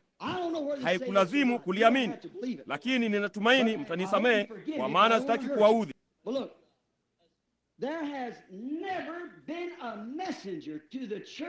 Lakini tazameni, hapajapata kuwa na mjumbe kwa makanisa ya Mungu kote katika historia yote ya wakati, ambapo walipata kuwa na kiongozi tangu yale matengenezo kama kiongozi tuliye naye leo, Billy Graham. Naam, maana ameenda kote ulimwenguni. Unaona? Pia tazameni, kamwe hatujapata kuwa na mtu mtengenezaji yeyote, namchukua Sankey, Moody, Finney, Calvin, Knox, yeyote yule, Wesley, Luther. Hakuja kuwako na mmoja mwenye jina linaloishia katika HAM siku za nyuma. Jumbe pekee tuliyepata kuwa naye katika nyakati za kanisa akiwa na jina linaloishia na HAM, GRAHAM, Graham. Na Graham ni herufi 6, na 6 ni namba ya binadamu, siku ya binadamu. Mtu aliumbwa katika Mwanzo 1:26 katika siku ya 6. Lakini 7 ni namba ya Mungu, siku ya 7 Mungu alipumzika. Si 6 ikionyesha huyu GRAHAM angekuwa ni kwa kanisa ambalo liko ulimwenguni, lakini ABRAHAM, Abraham, ni herufi 7. Unasema namba hazina maana yoyote. Basi wewe hujui tarakimu za Biblia yako. Unaona? Huna budi kukosea sasa. Bila shaka Mungu hukamilishwa katika 3 na kuabudiwa katika 7 na kujaribiwa katika 40 na yubilee katika 50. Chochote unachotaka kufanya, hesabu zote, Biblia huenda kwa hisabati. The sixth is a messenger to be sent to the world. Tazama, wa 6 mjumbe atakayetumwa kwa ulimwengu. Na angalia, 7 ni nambari ya Mungu. Basi angalia katika wakati huu wa kutokea sasa, ama kufunuliwa kwa mwana, wakati nini atakapofunuliwa mwana, tayari wamelitambua jina lake, wamejua yeye alikuwa ni nani. Yeye ni El Shaddai, Mwenyezi, Elohimu. Lakini sasa tunafikia wakati ambapo mwana aliyeahidiwa atajifunua. Mwana Isaka mwenyewe ambaye ameahidiwa yuko tayari kujitokeza jukwani, wala asingeweza kufanya jambo hilo mpaka alipotuma na kubadilisha jina lake kutoka Abrahamu likawa Ibrahimu, kwa maana yeye alikuwa baba wa mataifa. Angalia, Himu, HEMU, baba wa mataifa. Angalia jinsi hilo linavyofikiana na Malaki 4, kuirejesha imani iwarudie baba zao. Uzao wa Ibrahimu urejeshwe kwenye aina ile ya imani ambayo baba Ibrahimu alikuwa nayo, uzao wake wa kifalme. Malaki 4 kutimizwa ni kurudisha imani iliyokuwa huko nyuma mwanzoni. Kuirejesha kwa uzao wa kifalme wa Ibrahimu ni ahadi kabisa. Uzao wa kifalme utafunuliwa. Na kwa nini? Kwa uzao wa kifalme ambao ni uzao wa kifalme wa Kristo. Kristo ndiye uzao wa kifalme, na huo uzao ni Roho Mtakatifu aliye ndani ya mioyo ya watu wanaomwamini Mungu. Wanalishikilia neno lake, na Mungu akitenda kazi kupitia kwao, akiendeleza ujumbe ule ule. Bado kitambo kidogo na ulimwengu haunioni tena, hata hivyo mtaniona. Nitakuwa pamoja nanyi hata ndani yenu, na kazi nizifanyazo mimi ninyi nanyi mtazifanya. Unaona, akifunua hayo katika siku za mwisho hapa, jinsi inavyopaswa kuja. Sasa angalia mlango wa 18 sasa. Mara baada ya jina lililobadilishwa, Mungu anatokea apate kujifunua mwenyewe katika mwili. Baada ya jina kujulikana kwamba yeye ni nani, Mungu anajitokeza katika mwili.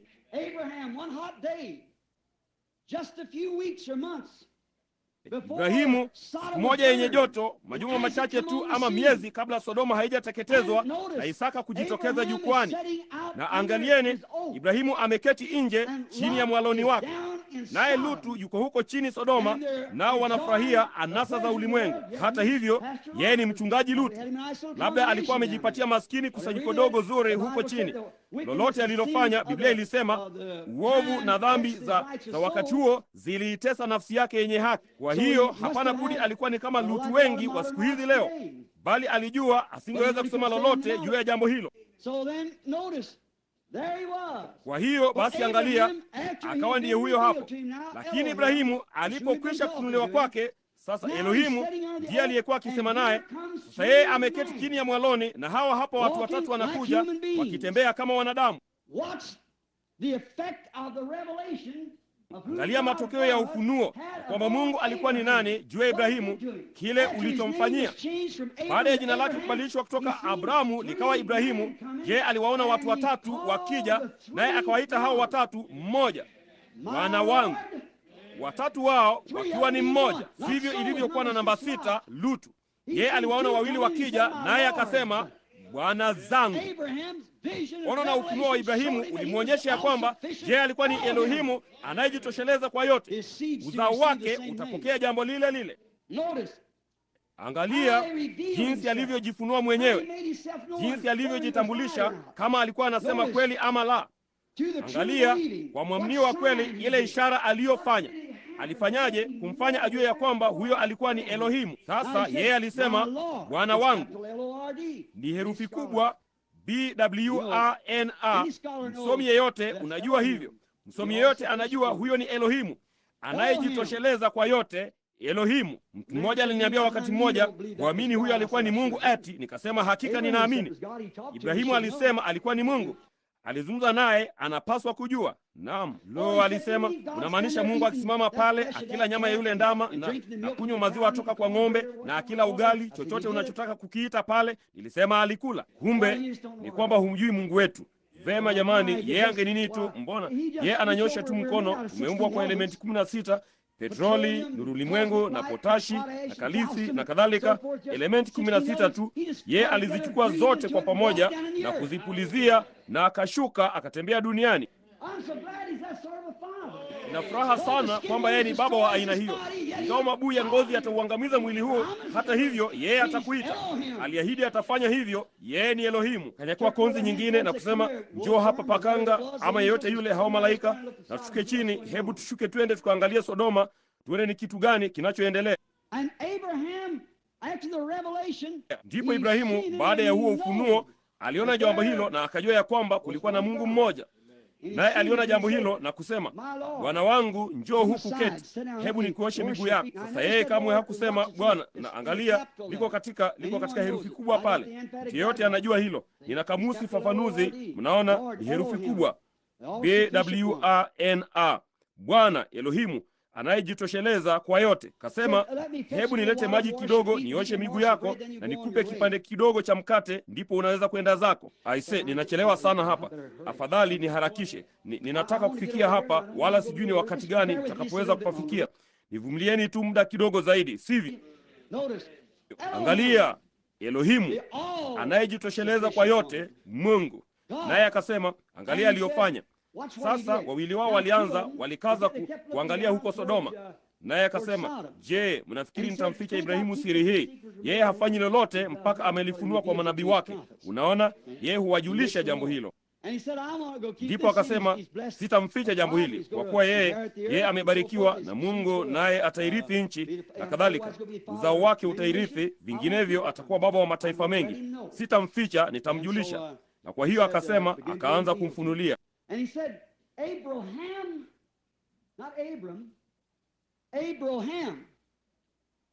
Ndipo akasema, Ibrahimu, si Abrahamu, Ibrahimu. Yuwapi Sara mkeo? Yeye alijuaje jambo hilo? Vema, siku moja tu kabla ya hapo yeye alikuwa Abrahamu, siku moja au mbili kabla ya hapo naye alikuwa Sarai, na sasa yeye ni Sara, naye ni Ibrahimu. Akasema, Ibrahimu, yuwapi Sara mkeo? Ibrahimu akasema, yumo hemani nyuma yako. Akasema, nitakurudia wakati huu mwakani, na mwana huyo ambaye ameahidiwa yuko tayari kuja jukwani, sasa utampata. Naye Sara kwa nafsi yake kwa namna fulani akacheka, akasema, niwapo mkongwe, eti nipate raha na bwana wangu tena, naye ni mzee, kitu kama hicho. Kwa hiyo maana yeye alikuwa na 90 naye alikuwa na 100, na kwa hiyo sasa ningeweza kufanya jambo hilo tena. Naye malaika huyo mjumbe, Mungu katika mwili wa kibinadamu, akasema, mbona yeye amecheka? Hilo lilikuwa ni thibitisho. Kwa nini? Ilionyesha ule ufunuo ulikuwa wa kweli. Ilionyesha kwamba vile alivyokuwa amemwita yeye Elohimu ilikuwa ni sahihi, kwa sababu yeye alikuwa ni neno. Hiyo ilikuwa ni nini? Katika Waebrania mlango wa 4 kifungu cha 12 ilisema, neno la Mungu ni kali kuliko upanga ukatao kuwili, na huyatambua mawazo na makusudi ya moyo. Na wakati Ibrahimu alipoona jambo hili, alikuwa na hakika basi angeweza kumwita Elohimu. Elohimu, yeye alikuwa neno, yeye yule jana, leo na hata milele. Angalia, wakati Yesu, uzao wa kifalme wa Ibrahimu, alipojitokeza jukwani, yeye alijifunua mwenyewe kwa uzao wa kawaida wa Ibrahimu katika ishara ile ile, nao wakamwita Beelzebuli. Iliwapofusha hao wasioamini, iliwapofusha na kuwafanya wakufuru na kuwapeleka kuzimu, lakini iliwapa waaminio mwangaza wa milele, hao waliokusudiwa uzima wa milele. Angalia, Yesu aliahidi ya kwamba nini? Katika siku za mwisho, kabla tu ya kuja kwa mwana wa Adamu, ya kwamba angekuja na kujifunua mwenyewe. Katika siku ambapo mwana wa Adamu anafunuliwa, uzao huwa kifalme wa Ibrahimu ungeona ishara ile ile. Sasa angalia, wakati yeye aliposema hiyo ni Luka mtakatifu 17:28 na 30. Na kama ilivyokuwa katika siku za Sodoma, sasa Yesu alisema jambo hili, mimi siwajibiki kwalo. Yeye ninawajibika katika kusema kile alichosema.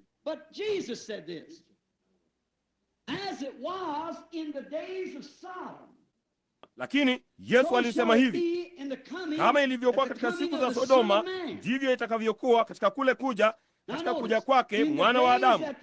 Sasa angalia, katika siku atakayofunuliwa mwana wa Adamu, wakati mwana wa Adamu anapofunuliwa kwa kanisa lake, kama vile Ibrahimu, yeye alikuwa Mungu, aliendelea kushuka chini, akathibitisha lile agano, akatambua yeye alikuwa ni nani, na jina lake likabadilishwa. Angalia, lilibadilika kabla tu hajafika juu ya kilima akiangalia Sodoma, kabla tu ya kuja kwa yule mwana aliyeahidiwa. Yesu alisema picha ile ile. Yesu alikuwa akisoma Biblia ile ile ninayosoma na unayosoma wewe. Kama ukitaka kujua ilikuwa ni ipi, rudi nyuma uone yale waliokuwa wakifanya katika siku za Sodoma. Angalia, si sana katika siku za Nuhu. Alinena juu ya utovu wao wa uadilifu, jinsi walivyokuwa wakila, wakinywa, wakioa, wakiolewa. Lakini katika Sodoma sasa hakuna maji tena. Mungu aliahidi jambo hilo kwa ishara ya upinde wa mvua. Yeye alitupa ishara. Yeye daima hutoa ishara. Upinde wa mvua, yeye daima hukumbuka ishara zake. Daima ni mwaminifu kwazo miaka yote. Kamwe hakosi kutoa hiyo ishara ya upinde wa mvua. Yeye daima hutoa ishara zake. Angalia, na katika ishara hiyo yeye aliahidi kutouangamiza ulimwengu kwa maji tena, bali alisema ungeungua moto. Na angalia Yesu hapa akisema, kama ilivyokuwa katika siku za Sodoma, ulimwengu wa kimataifa ulikuwa unaenda kuangamizwa.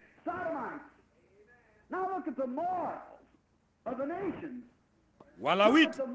Sasa angalia huo uadilifu wa mataifa. Angalia utovu wa uadilifu wa kanisa, ni kama tu Lutu. Angalia ni kitu gani kilicho kule chini miongoni mwao, mtu fulani Graham akiwakemea vikali hawa wanasiasa kwa hilo kanisa la kawaida. Sasa katika kanisa la kiroho daima kuna matabaka matatu ya watu. Hayo ni waaminio, wasioamini na wanaojifanya waaminio, wanao katika kila kundi la watu. Kama mngehisi msukumo niliyosikia, mngejua walikuwa papa hapa usiku wa leo.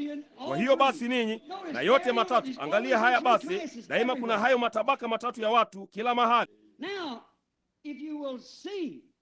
Sasa kama utaona ya kwamba ilikuwa iwe ni jambo lile lile wakati mwana wa Adamu alikuwa afunuliwe kwa uzao wa kifalme wa Ibrahimu kupitia kwa Kristo. Kristo ndiye uzao wa kifalme wakati anapofunuliwa katika siku za mwisho. Sasa mahali ulipo, ulimwengu uko vivyo hivyo, kwa maana mwana aliyechomoza mashariki anatoa magharibi. Na ilikuwa ni siku ya utusitusi, waliunda mashirika, madhehebu, lakini itakuwa noro wakati wa jioni, alisema nabii Yeremia. Sasa na katika siku ambazo mwana huyo atakapotokea nyuma ya mawingu ya madhehebu kujifunua mwenyewe, je, alisema ulimwengu ungekuwa kama tu ulivyokuwa katika siku za Sodoma, na mwana wa Adamu atajifunua mwenyewe tena kwa watu wake. Angalia jinsi yeye alivyolifunua kwa uzao wa Isaka. Angalia jinsi yeye atalifunua kwa uzao wa kifalme, bibi harusi wa kifalme. Yule malkia ni uzao wa kifalme. Kama vile Mungu alivyotoa taifa kutoka katika taifa kule Misri, yeye analitoa kanisa kutoka katika kanisa, ama bibi harusi kutoka katika kanisa, kanisa kutoka katika kanisa. Na uzao wa mwanamke uliosalia, hao ni wale waliosalia kulia na kuomboleza na kusaga meno, maana hawakuwa na mafuta katika taa zao. Roho Mtakatifu daima aliwakilishwa hao hapo. Hali ya mambo iko sawa. Na sasa angalia huko juu ya kilima. Sasa kanisa, Ibrahimu, Lutu wa Sodoma, ulimwengu, kanisa, wateule, kanisa, bibi harusi nje ya kanisa. Tumeketi vizuri mahali petu. Ulimwengu uko katika mdundo halisi kwa jambo hilo potovu. Kila kitu kimepotoshwa. Hiyo ni kusema, nitawaambia, kila kitu ni zaotuka. Wao, nilishuka nikaja, nikaona ishara kubwa ilisema mahindi zaotuka. Kumbe hayafai kitu. La, hilo linapaswa kuwafanya ninyi makafiri kuruka. Wakati Mungu aliposema kila mbegu na izae kwa jinsi yake, nanyi mnaweza kuyazalisha mahindi na kuyafanya yaonekane bora, bali hamwezi kuyapanda tena, hayana uhai ndani yake. Na hivyo ndivyo tumelifanya kanisa. Tumelirembesha na kulipamba vizuri kwa zari za kimadhehebu, bali halina uhai ndani yake. Haliwezi kutoa ushuhuda huo wa Biblia tena. Naona haliwezi kutoa ushuhuda wa kufuka kwa Kristo. Ni mambo ya zaotuka. Watu waliovalia vizuri zaidi wanalipwa vizuri zaidi, madhehebu makubwa zaidi, matajiri zaidi wa wakati wa Laodikia. Kweli kabisa, tajiri, sina haja ya kitu, nawe hujui ya kuwa wewe ni mnyonge, mwenye mashaka, mpofu na maskini, uchi, nawe hujui. Kama mtu alijua alikuwa uchi, ungeweza kuzungumza naye, lakini wakati yeye hajui hilo, hiyo ni hali ya mashaka ya kusikitisha. Wadharau watu hao, bali wahurumie. Vipi kama huyo angekuwa ni wewe katika hali hiyo? Vipi kama neno halikufunuliwa kwako? Ungefanya nini? Ni kitu gani tena kingejalisha? Kama macho yako yalikuwa mapofu sana, usingeweza kuona hilo. Hiyo ni hali ya mashaka. Na vivyo hivyo tu kwenye hali hiyo, huwezi kulielekezea kidole. Hilo hapo limekaa, jinsi hasa yeye alivyosema lingetukia. Ishara hizi zitakuwako katika siku za mwisho. Angalia mahali zilipo, vivyo hivyo kabisa. Sasa angalia kuchanganya mbegu. Mwajua kama chochote, mimi hebu chukua kama vile ungechukua punda na umzalishe kwa farasi jike hasa, nawe unapata kitu gani? Unapata nyumbu. Lakini huyo nyumbu hawezi kuzaa tena. Naona Mungu alisema kila mbegu na izae kwa jinsi yake. Sasa evolution yako inatokea wapi? Mradi wako mwenyewe umekataa kile ulichosema unaamini. Mungu alisema kila mbegu na izae kwa jinsi yake. Hawezi kuzaa kamwe.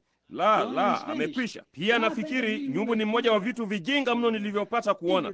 Huwezi kumfundisha chochote. Ataketi hapo na hayo masikio makubwa marefu, unajua, naye atangojea mpaka dakika ya kufa hasa akupige teke kabla hajafa.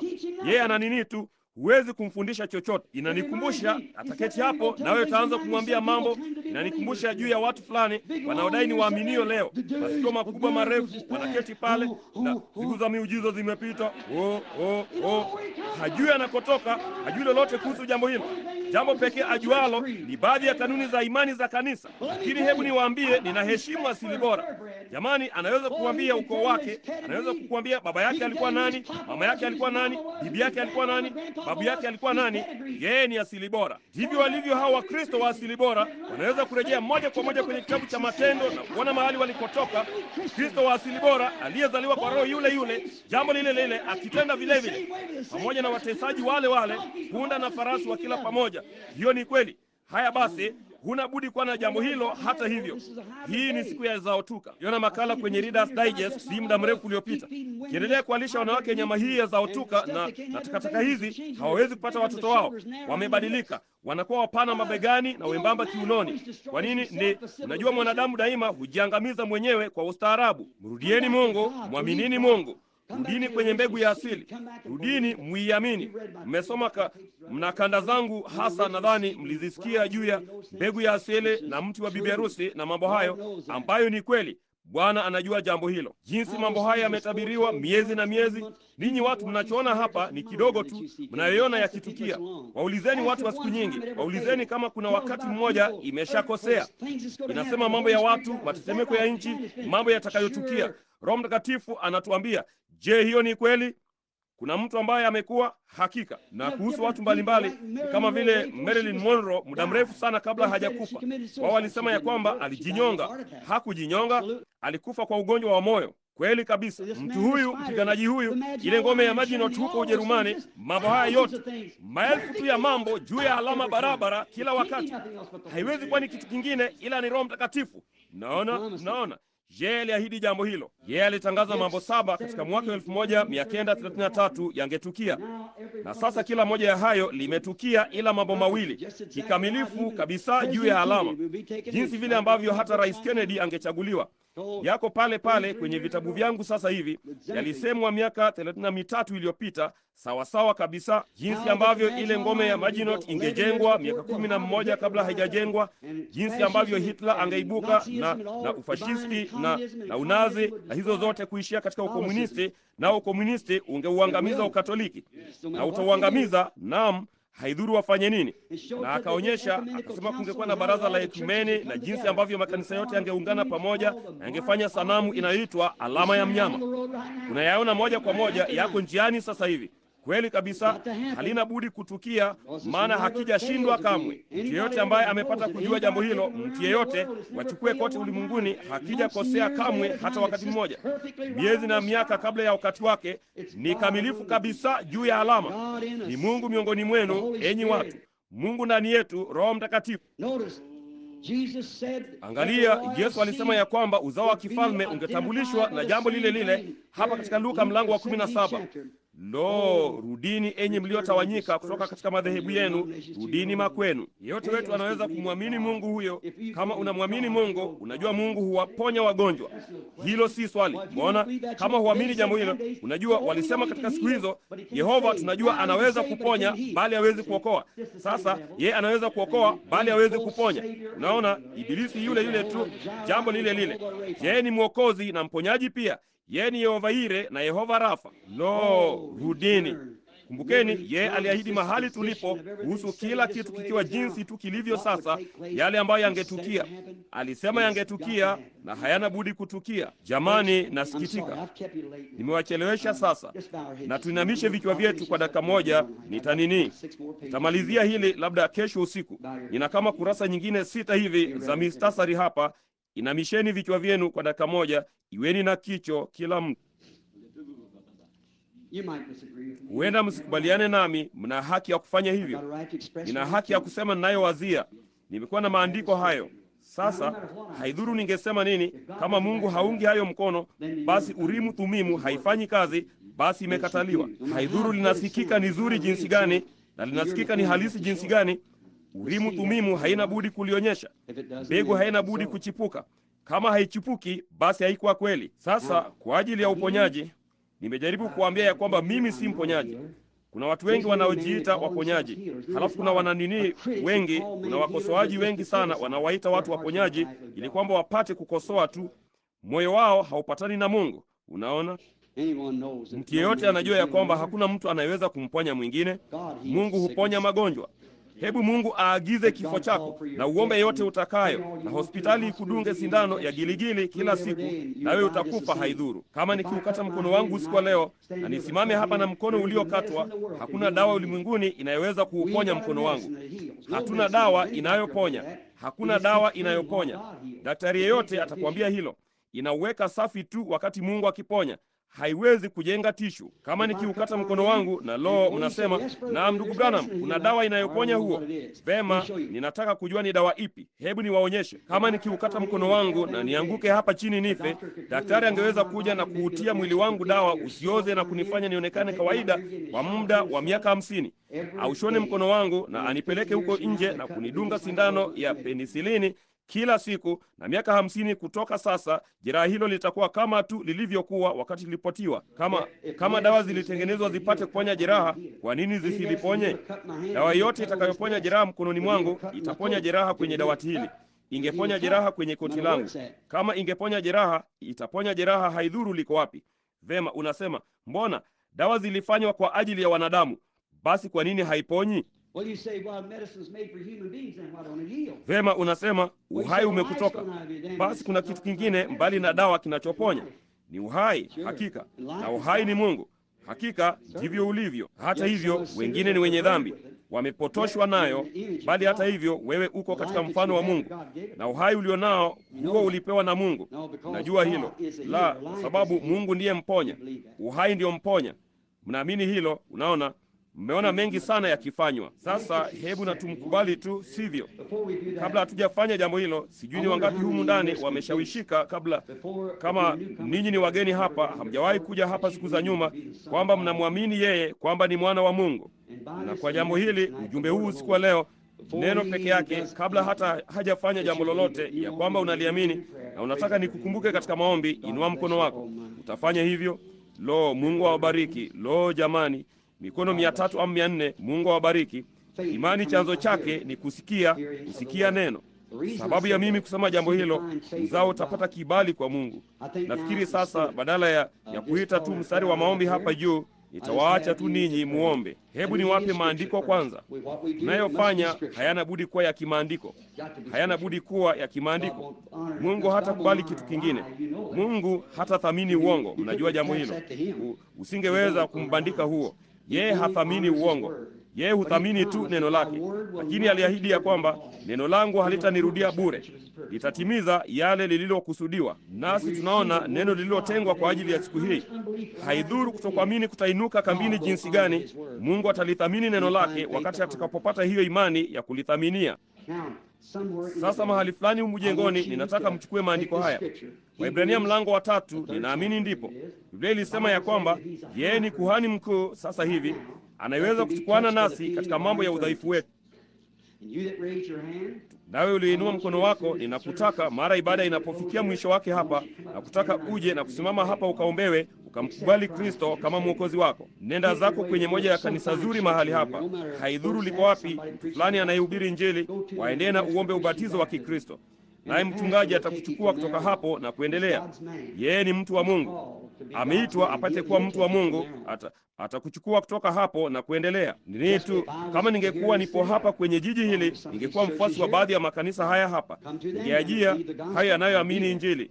Ningekuwa huko. Hakika ningejitambulisha pamoja nayo, kwa kuwa hilo ndilo unalopaswa kufanya. Na hilo ndilo unalohitajika kufanya. Sasa kama yeye ni kuhani mkuu anayeweza kuchukwana na mambo ya udhaifu wetu, sasa yeye ni yeye yule jana, leo na hata milele. Kwa hiyo ingembidi kufanya vile vile kama alivyofanya jana. Sasa angalieni, maskini mwanamke mmoja aligusa vazi lake wakati mmoja, naye akageuka na kujua alikuwa na nini, na kumwambia imani yake ilikuwa imemwokoa.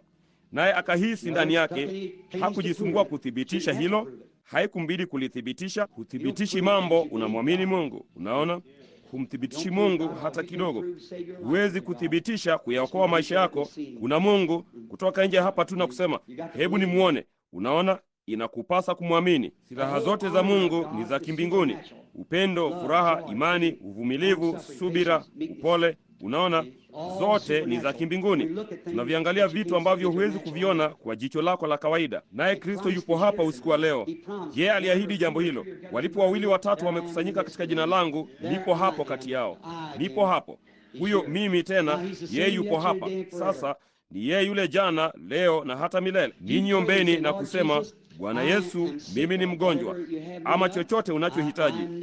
Ni mhitaji na ninakuhitaji Mungu mpenzi, unirehemu na uniponye na unifanye mzima. Na sasa kama nina imani ya kutosha Bwana kukugusa wewe, ninajua ya kwamba ndugu Branham hanijui. Mimi ni mgeni, nami ninajua hanijui. Sasa kama mtu huyo ameniambia kweli, ambayo ninaamini ndiyo, maana inakuja moja kwa moja kutoka kwenye neno lako, nimelisoma, nimeona linaonekana ni la kweli kabisa.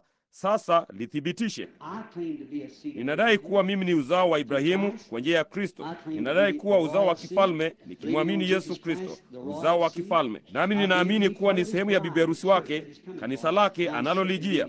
Nami ni mgonjwa na ni mhitaji. Tafadhali Bwana Yesu, jalia niguse vazi lako na unithibitishie kwa kunena kupitia ndugu Branham, kama vile alivyoahidi ingekuwa, kama vile ilivyokuwa katika siku za Sodoma. Nijalie tu, jalia aniambie yale ninayowazia, ninayoomba, yale ninayotaka, haja zangu ni nini, kitu fulani kunihusu mimi. Wewe fanya hivyo, hebu fanya hivyo tu. Baba wa mbinguni, sasa yote yako mikononi mwako. Sasa haya tu ndiyo ninaweza kufanya. Ama mtu yeyote yule anaweza tu kusema yale wewe umekwisha kusema hapa, ile kweli. Sasa lithibitishe Bwana kuwa ni kweli. Nimezungumza habari zako, nena kwamba nimesema kweli. Katika jina la Yesu Kristo, amina. Ninawatakeni ninyi kunini tu, kuamini tu, iweni tu na imani. Sasa hebu mtu yeyote asitembee. Ketini tu kwa uchaji sana. Ninawatakeni mwazie akisimama mbele zenu hapa mahali fulani, Kristo aliyefufuka katika wafu. Alikuja akapitia kwenye kuta wakati mmoja, akala mkate, kasema, niguseni, mimi ni nyama na mifupa. Kisha akatoweka moja kwa moja mbele zao. Sasa yeye aliahidi ya kwamba angetokea katika siku za mwisho katika umbo la mwili wa mwanadamu, tena katika miili yenu, kama alivyofanya katika siku za Sodoma. Mungu ambaye alikuwa ni Kristo aliyedhihirishwa katika mwili, sasa akiwa ndani ya kanisa lake, bibi harusi wake. Unaona, wanaungana pamoja. Ni wakati wa kuungana. Makanisa yanaungana, mataifa yanaungana, bibi harusi na Kristo wanaungana. Unaona, ni wakati wa kuungana. Sasa aminini tu kirahisi. Usijaribu kuwa na wasiwasi na kukazana kwa kitu fulani, maana upati chochote. Sema tu kwa unyenyekevu, Bwana, ninaamini mtu fulani na afanye hivyo tu. Na sasa mimi, ni wangapi wameketi mbele yangu hasa? Sasa ninawajua watu hawa hapa na hawa hapa. Ninajua wengine wanaoketi hapa. Vipi kuhusu papa hapa tu mbele zangu? Hebu na tulishughulikie kundi hili dogo papa hapa mahali fulani. Ni wangapi hawajapata kumwona Kristo akijitambulisha namna hiyo? Hebu na tuone mikono yenu. Hamjapata kuona hilo. Nadhani kila mtu ameona. Vema, ninyi ombeni sasa.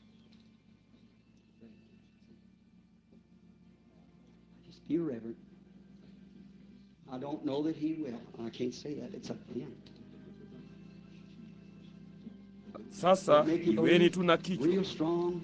Sijui kwamba yeye atafanya hivyo. Siwezi kusema hivyo, ni juu yake. Je, itawafanya muamini sana? Bwana anasikia hayo, anajua mambo yote.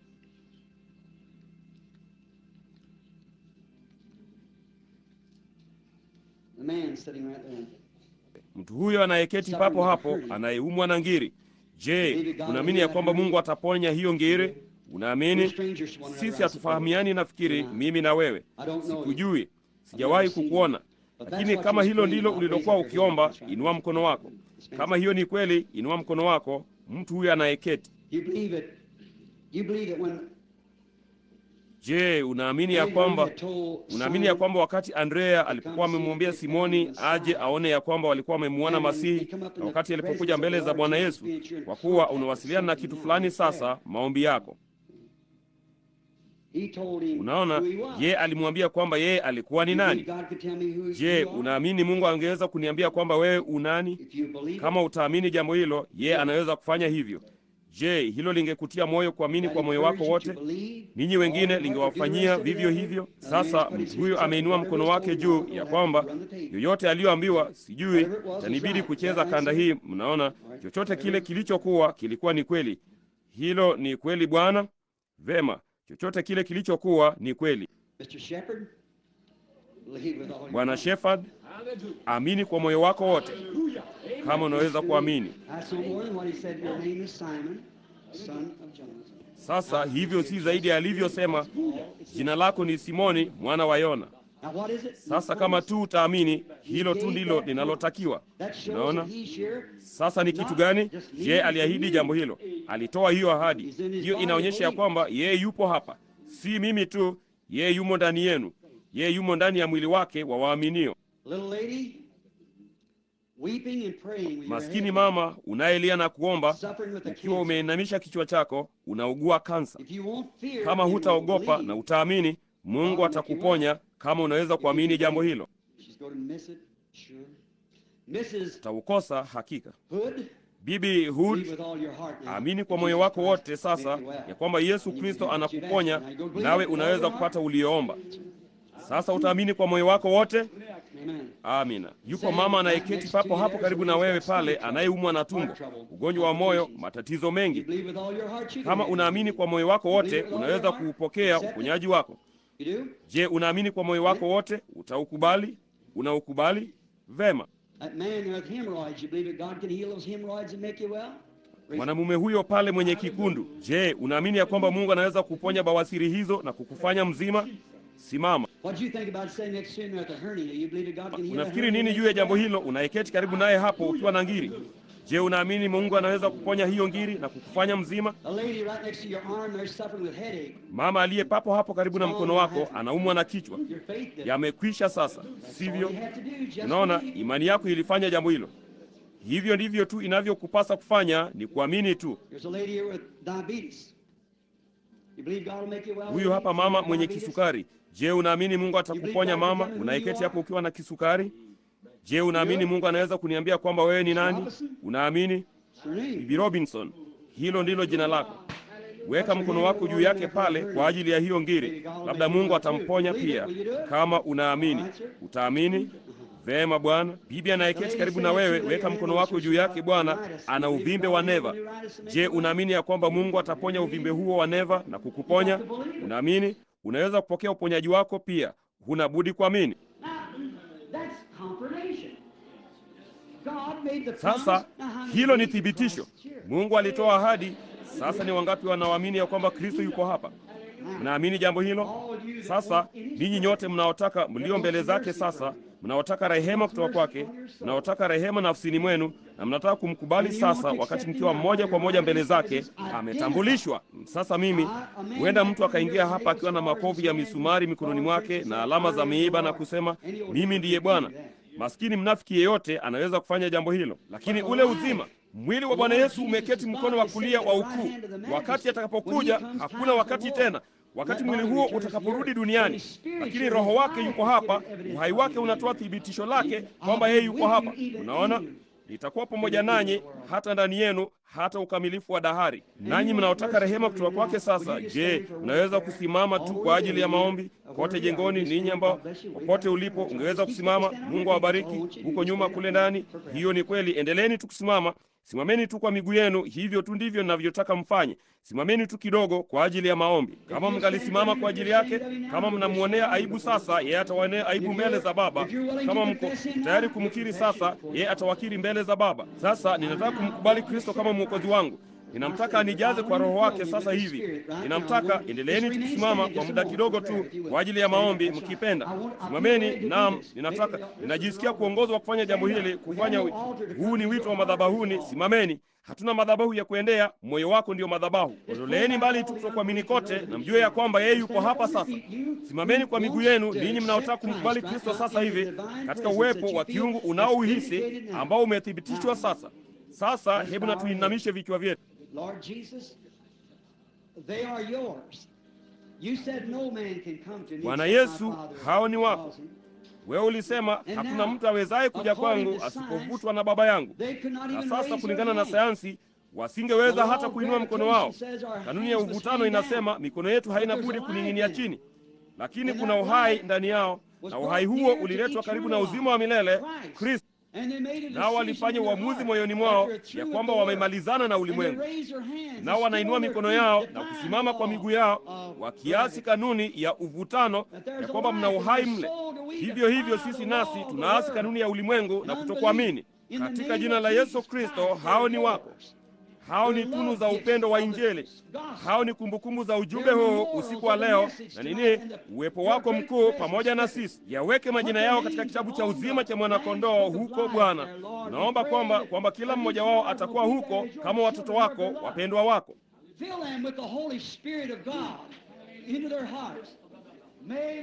Wajaze kwa Roho Mtakatifu wa Mungu ndani ya mioyo yao.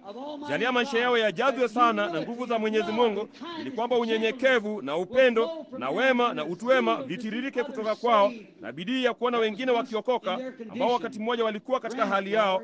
Tujalie Bwana. Jambo pekee tunaloweza kufanya Bwana ni kuamini. Nao walisimama kama kumbukumbu la imani yao. Na sasa pamoja na imani yangu na imani yao, kwa pamoja tunaiweka juu ya madhabahu yako kwa imani. Nao ni dhabihu iliyowekwa pale, ingojea mwana wa Mungu aliyetolewa dhabihu, wakubali waingie katika ufalme wake. Jalie Bwana, hivi sasa tu jalia wawe wako katika jina la Yesu Kristo. Sasa ninyi mnaomwamini kwa moyo wenu wote, mnaosimama, inueni mkono wenu mseme, ninamwamini, ninamkubali sasa hivi kama mkombozi wangu, na ninatafuta ubatizo wa Roho Mtakatifu. Inua mkono wako. Mungu akubariki. Sasa mnaweza kuketi, na ninawatakeni muende zenu kwenye kanisa fulani sasa mara moja. Kesho usiku tutafanya mkutano wa ubatizo wa Roho Mtakatifu, kesho usiku papa hapa jengoni. Sasa kuna ushabiki mwingi sana wanaouita ubatizo wa Roho Mtakatifu, bali hilo halimaanishi kwamba hakuna Roho Mtakatifu halisi. Kuna Roho Mtakatifu halisi na wa kweli wa Mungu, vivyo hivyo. Nami ninaamini ya kwamba atakutana na sisi hapa kesho usiku. Sasa ni wangapi humu jengoni wameshawishika tuko katika wakati wa mwisho? Ni wangapi wameshawishika ya kwamba hii ni kweli, neno linapaswa kwa hivi katika siku za mwisho? Inua mkono wako. Ni wangapi wenu walio waaminio? Fungeni mikono yenu. Vema. Yesu alisema maneno haya, ishara hizi zitafuatana na hao waaminio, kama wewe ni mwaminio. Sasa ni wangapi wanaomhitaji Kristo mwilini mwenu? Inueni mikono yenu. Vema. Ninyi waaminio mnaoketi karibu nao, wekeaneni mikono nyinyi kwa nyinyi. Na jinsi unavyoomba kanisani mwako, hivyo ndivyo utakavyoomba hapa. Usijiombee mwenyewe, waombee. Wao wanawaombea. Na Biblia ilisema wataweka mikono yao juu ya wagonjwa, watapata afya. Sasa ombeni jinsi mnavyoomba na kwa ahadi. Bwana Yesu, hao ni wako. Wapokee katika ufalme wako, na umponye kila mmoja Bwana na leso hizi. Katika jina la Bwana Yesu Kristo, tujalie Bwana. Shetani amepoteza ngome yake. Nguvu za Mwenyezi Mungu na zimponye kila mmoja.